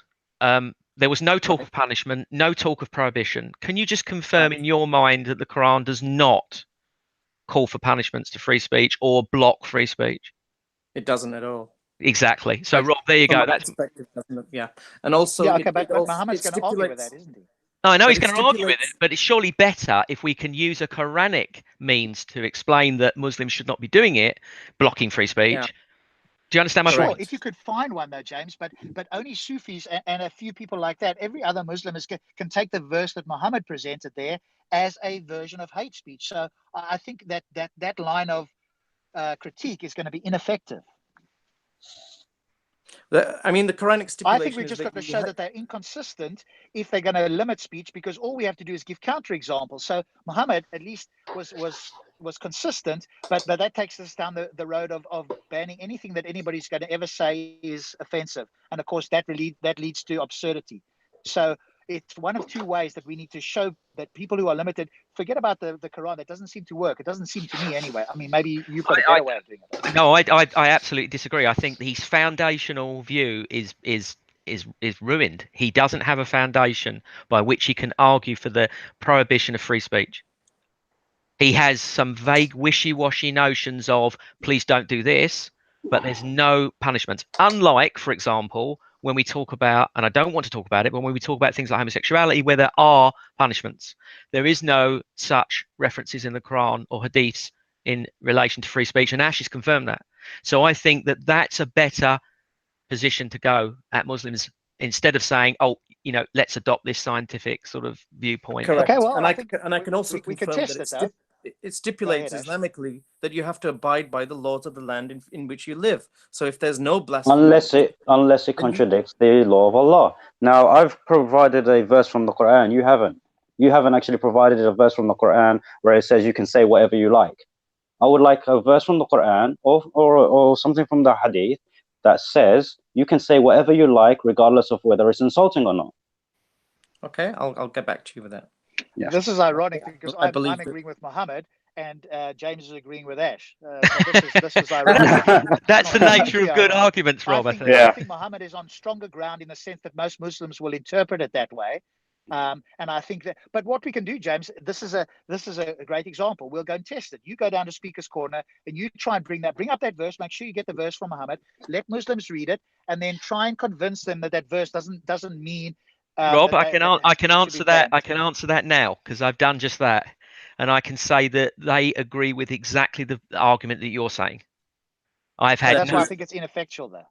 Well, It I think wouldn't what's be. more It wouldn't effectual. be. It wouldn't be if their elders, who presumably know that it's factually not true, if they was presenting this information in the Well, mosque. find an elder 'Cause- that claims it's factually incorrect. Well, this is I can destroy Ash's notion that the Quran or Islam allows speech no matter what it is, because if like this ayah in chapter 6 verse 108 where it says, and do not insult those whom they invoke other than Allah. So the question to you, Ash, is if you saw a Muslim curse a Christian because of their Trinitarian belief, would you Right. say that they're fine, they're okay to do that? No, that's abhorrent. That's abhorrent. But if Right. the So but if the now law of you're this, doing it. no, hang on, So hang now on. you're But if, sure. Go on. no, but if the law of this land stipulates that you have the right to freedom of speech and to say whatever you want, as long as it doesn't incite violence, then he has a right to say that. But within this that land. contradicts the law of Allah in the Quran, where it says you shouldn't do it. Period. But So is there also whose not a law verse? are you going to go? Yeah, but is there not a verse that states you have to abide by the laws of the land in which you live? Yeah, and it also carries on to say unless it contradicts the law of Allah. So, for example, like in Speaker's Corner, if they prohibited praying totally, we would ignore that and we would leave, what do you call it? And well, obviously, because we have other options to go to the mosque and stuff, we would go to the mosque. We just won't pray there. Yeah, But hold on, because they haven't. Mohammed, you have another option with the free speech. When you're being insulted, you can walk away. So Of course, you can't use that. We've got other options. No. And the Quran actually gives you that option. It actually says in Surah Al-A'raf, in chapter 7, verse 199, turn away from the ignorant. Yeah. Well, there you go. So there's the Quran telling you that free speech is fine. So you have options. No, so you have no. Because the Quran. But it's an option, Hold on. No, it's not a contradiction, because Quran, the Quran, Allah also understands that this, even though He set this law, He knows that there will be people that will not abide by it. But the people who do follow the Quran, they will know to argue kindly. They will know when to turn away. They will know not to insult other people. So it all goes hand in hand. Do we have examples of Muhammad turning the other cheek with regards to this kind of thing? Yes. Exactly. Many times. Many. And should you not follow the teachings and the Prophet Muhammad? Yeah. So there we go. So this free speech thing is it doesn't connect. Exactly. No. Okay. Doesn't make sense when it makes no sense in Quranic terms. Forget secular Western Europe. Yeah. In what way does it not make sense? I'm confused, because all right, let me break it down just quickly, because I actually do need to go. I'm saying if the Prophet himself, peace be upon him, turned the other cheek when he was insulted, or his religion was insulted, or God was insulted, he turned the other cheek. Yeah. So Mohammed, if he turns the other cheek, it cannot be an immutable law that you must punish. Then he would be contradicting violations of free speech. Islamic law. Yeah, he himself would be contradicting, and you must follow his. I can't think of the word. I got a bit lost. Two people were talking at the same time. I was trying to catch something. I couldn't. No, I apologize. Let Ash. Yeah, go on. Yeah, there's a verse in there that somebody's brought up in the chat there, and do not insult one another, and do not call each other by in square brackets offensive nicknames. Quran 49:11. Right, but Rob, that's exactly what I would tell my children, but I would not say, oh, and by the way, when they do insult you, go and beat them up. Exactly. It's a moral code of conduct. It's a moral code of conduct. It's not something that has to be stipulated in law. Thank you. Absolutely. 100%. Okay, but remember that this is a but the Quran doesn't say you should do that. Insult one another. Yeah. Right. I'm sorry. So it says that, so that goes hand in hand with 6108, and he also goes hand in hand with 7199. I guess the point there, Muhammad, is that what James and Ash are saying is, hey, we've got these verses in the Quran, but Muhammad did something different to that. He turned the other cheek. So it looks like this. One can take two different views here. How are you establishing that one view is stronger than the other? So is the Quran, are you saying that if it was that Muhammad turned his cheek, that actually we need to refer back to the Quran, because Muhammad shouldn't really have turned his cheek? Or how do you come over what seems to be a discrepancy between those two? I think you know, there's a difference here between what you do to someone and what you react to. Exactly. And the Quran so doesn't say what the reaction is. No, it does. So the reaction part is in 7199, yeah, where it says turn away from the ignorant. So it doesn't say you should be abusive back or anything. Exactly. So the reaction is allow free speech. No, the reaction, no. Yes, 100%. No, because I agree with you. the reaction is to not take things, you know, not let things, you know, get to you. Just turn away. Exactly. Okay, It's a completely logical, consistent statement. Yes, right. But the free speech part is what you do. All right. So you cannot insult other gods. You cannot call people by offensive names. So there's the difference. So you got the what you say to other people and the way you behave when people say things to you. Do you understand there's a difference, though, between telling your children, do not swear, and saying, when somebody swears, kick their teeth in? Do you see the massive difference there? Unless the Quran says, when somebody insults, you kill their donkey. No, it doesn't say that anywhere. Exactly. So any kind of threat. I'm not understanding. This is not even an the point. interpretation. This is not an interpretation. This is a complete and utter misrepresentation of the Quran. I would agree. Yes. And I think most Muslims, if you really got to the heart of it, especially those who, you know, I think they would. I'm not going to say that. They would accept what I'm saying as fact, as Ash does. Yeah. What part is a fact? That it does not expressly call for any kind of punishment. It is merely stating that you should behave morally. Yes, as all religions do. As all religions do. And it is a complete and utter misrepresentation to say that it is calling for punishment or prohibition of insult. I agree. Yeah. But the fact, prohibition of insult is quite clear in the Quran when it says do not call each other by offensive names. Then why doesn't it call for a punishment? But there's no punishment for it, Muhammad. No, there's no chopping of the hand or the tongue, is there? But does the Quran have to have a punishment for every single action in order for it to be a moral? Everything is registered as either a sin or a reward. Every action, and that's where our punishment will lie. Yeah, but you've already said, Mohammed, that some of the sins are karmic in nature. In other words, yes. Yeah, but that's on a spiritual level. Obviously, you're going to get the comeuppance of the wrongs that you do in this life. Yeah, and you wouldn't want that. But that's in the afterlife. But I don't think we should just look at it as will I get punished for it? If I don't, I'm gonna do it anyway. It's all about the principle. Yeah, but you agree that you agree that there are many things of which there are direct punishments. Yeah, of course. Right, and this is not one of them. So why are we interpreting it as a punishable offence? Because ultimately it will be. Because you would still have to account for it. It's not for you to make that decision. It's for Allah to make that decision. And why are you making that decision? No, I'm not making that decision. I'm not going to say about Allah what He has not said about Himself. He has let us know very clearly, and that's in. I agree, Mohammed. Some things can be interpreted, but this is not. No, because there is a very specific verse, and I forgot the reference for it. But it actually says, "Every soul." I'm paraphrasing now, but every soul shall bear its all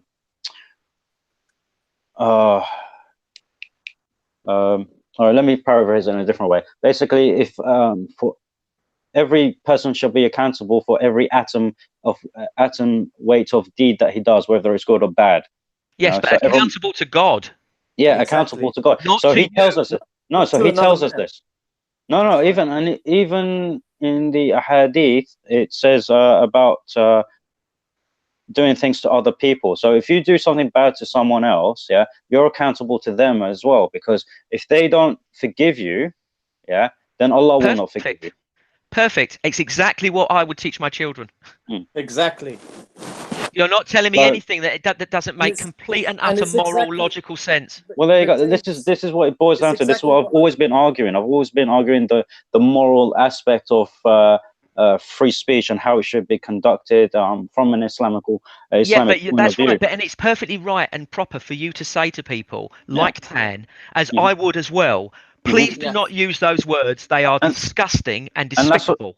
Yeah, But that's what it is. But that's not the same, Mohammed, as saying That's we're the- calling for a legal change to lock him up for That's saying it. I say, if you're asking my opinion of whether it should, I say yeah, it should, be banned, because I don't want to see people be offended, and I don't want to see Tan look like a racist all the time. I know. Listen, so- your personal view is fine, but that's not. We're not talking about Right, your personal view. and We're okay, talking about what the Quran true. says, and the But if Quran does Tan not chooses- command you to do that. If Tan chooses to feel like he wants to be looked at as a racist all the time, that's up to him. And Quran, and Tan will suffer his karmic Exactly. fate. He'll be, yeah, exactly. Yeah, but as a Muslim, I don't want to see that for anyone, whether he's Muslim or non-Muslim. It's not about Muslim. I don't want to see him say it either. I'm Yeah, yeah. offended. I'm offended. I don't like it. I find it offensive. And No, it's I know you do. despicable and Yeah, I abhorrent. know you do. So, but I would never, under any circumstances, call for him to be banned or there be violence put against him or anything. No, So- I'm not calling for violence against him. I'm calling for him to be banned from using this, so it doesn't incite violence. But that's So your personal opinion. That's not in the Quran. N- It does No, not it's- say in it does not say in the Quran he must be banned. No, it doesn't. But So that's it. No, this that's is it. It doesn't say it. Therefore, you can't say it. If the Quran doesn't say it, you can't call for it. You said that. You said you followed the teachings of the Quran. That's it. yeah, The You're saying argument is done. Your foundation is gone. no, Right. it's not. Well, It's people who have got overly emotional, and that's the whole reason. I think they are So- taking a personal view Yeah. of this position, which I totally understand because I have personal views on this myself, and they're turning it into they're using the Quran and misrepresenting what it says. It is a no, moral. because when it says do not insult people, but use offensive Yes. names towards yourself. And you know that who is, that message, Mohammed, is for Mhm. Tan. That message is for Tan. yeah, Yeah. which is telling him Because stop. you, sir, never insult. You don't No. insult people. So the message No. isn't for you. You are a Exactly. decent person. That message what- is for Tan. It's still for me as a Tan to reminder. follow that. It's still for me as a reminder, and this is Of course, why but we you have. won't be, I know No. enough about you to know that you are not the type of person that insults people. Tan is, and the message is for him. That's what I'm Yeah, saying. exactly. Yeah. So And yeah, then so the message if he stands. chooses to Do follow not do that- it. If he chooses to follow that, that's his choice. Yeah, let him meet his karmic fate. Yeah, Exactly. his choice. But okay, I'm not in a position to make any legislative changes in Exactly. the government, and this is Well, yeah, but you vote. You vote. Not really. Mohammed, now you're backtracking on it there, because I'm not what I think backtracking because I'm talking when I say about, because I always talk from a Islamic point of view. I'm not talking about changing UK law. Every time I discuss, because obviously this is No, but you. But question. but The question Mohammed, is, you sure. vote, and if I it don't comes up, actually. if it comes to the vote that a party comes forward and says we are going to introduce blasphemy laws, you are basically telling us that you would vote for that. I don't vote though. No, but Muslim, you're giving me the impression that Muslims would vote for that, but I don't think that's true because you have no foundation in the Quranic texts. I just gave you one. No, you haven't. Yes. Whoa, 6:108 when it says do not curse other gods. Yes. Cursing another god is blasphemy. But it doesn't say that. It does say that. Well, doesn't. It just tells you not to do it. It doesn't say the term blasphemy. Yeah, when it says don't do it, it's a prohibition. Ash? Well, we live in. Well, the thing is, No, as I say, it's you've a- got to abide by the laws of the land, and It's a prohibition from Allah. Yeah. yeah. He's telling No, us not to do it. Now, our choice to follow his prohibition or that's not. our choice, Mohammed. Yeah, okay, our choice. that comes down to Yeah, the that choice. is But I'm the- talking about the teaching itself. What people do with It's a the teaching. misrepresentation. Yeah. What the That's people like do- saying if I tell my child to not swear, Yeah. somebody comes along and says, "Oh, your father's telling you to kick people's heads in who swear." That's basically what you're doing. You're misrepresenting my words. You are. If I tell my children not to swear, I'm clearly not saying anything other than please don't swear. I'm not saying, oh, and by And the this way, is- if anyone and does swear, that's when- prohibit it. No, this is what Allah is telling us today. He's prohibiting us No, he's not. from committing. No, when he says do not do something, that's prohibition. That's a No, command. but did he not give you free will to choose to do or do not do it? Yeah, but If he look, wanted to prohibit it, he would listen- stop you doing it. it's the same thing. right. Like, for example, there's one that's used quite often in Speaker's Corner about the traffic light. You know, the law says do not cross the red light when it's a traffic light. But if someone does it, Yep, there's you know, punishment. is there a problem? Is there a problem with the law, or is there a problem with the person? But the law is clear. Yeah, same in the Quran. The law is clear. Do not It's do it. not. It's prohibited. No, that's your misrepresentation of what you are reading. No, that's one of the clear-cut verses. It's No, not. It's not an ambiguous. the verse It's is not an clear ambiguous. cut. Rob said he wanted consistency and whatever it is, clarity. Yeah. That verse is 100% clear. He's Yeah. telling you and me and everybody else, do not insult. Yeah. He's not saying ban insults. That's right. Right. It's a moral code of conduct not to do it. That's right. You have to see that, Matt. You have to concede this point, Mohammed. It is clear cut. There is no ambiguity there whatsoever. I disagree, but we will go in circles because we've already done that quite a few times. Shall we wrap it up there, guys? Because it's approaching 11 o'clock and I'm driving to Birmingham. Oh, bloody hell. Yes, please. I still need to pray my Isha prayer. So, are we to do a part 2 next week? How do you guys feel?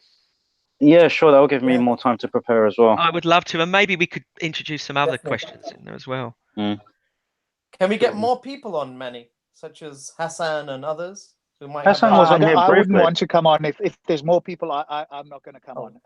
I think we've got maximum amount here, and Manny was extremely polite and generous, and didn't say very much, because once it becomes more than 3 or 4, it just becomes a shouting match. Everybody's on top of each other. So if you want more, then I'll step out. I agree with Rob. This is maximum. I agree as well. I agree with Rob 100%. No problem. Okay. I think if we can just decide whether we're going to carry on next week with this topic or whether we're going to move on to atheism or spirituality, that would help us prepare and plan ahead. So if we could decide that before we terminate this broadcast, guys. Spirituality, I wouldn't be able to be involved that much, because obviously my teachings are all scriptural, they're all documented, and at the end of the day, I always give reasons to why I believe what I believe. It's not something subjective. Okay. So, we can cover spirituality with other individuals, which we Sure. can. That's not a problem. But I'm just happy, you, Manny, you and debate Asha both have a spiritual view, and James and I presumably either don't know what that means or would be critical. So if Mohammed wants to step out of that one and come back again for another one, then let's make it just the 4 of us, because you guys are spiritual. We are presumably don't really go with that. So the 4 of us could do that, and again, that we could quite happily have that with 4 is fine, I would suggest. I think that's great. Okay, so next week we'll do spirituality. Yep, sounds good. Okay, fantastic. And then perhaps if Mohammed wants to come in the week after against the atheist, then we can certainly enjoy that debate as well. I would very much like to have Mohammed back.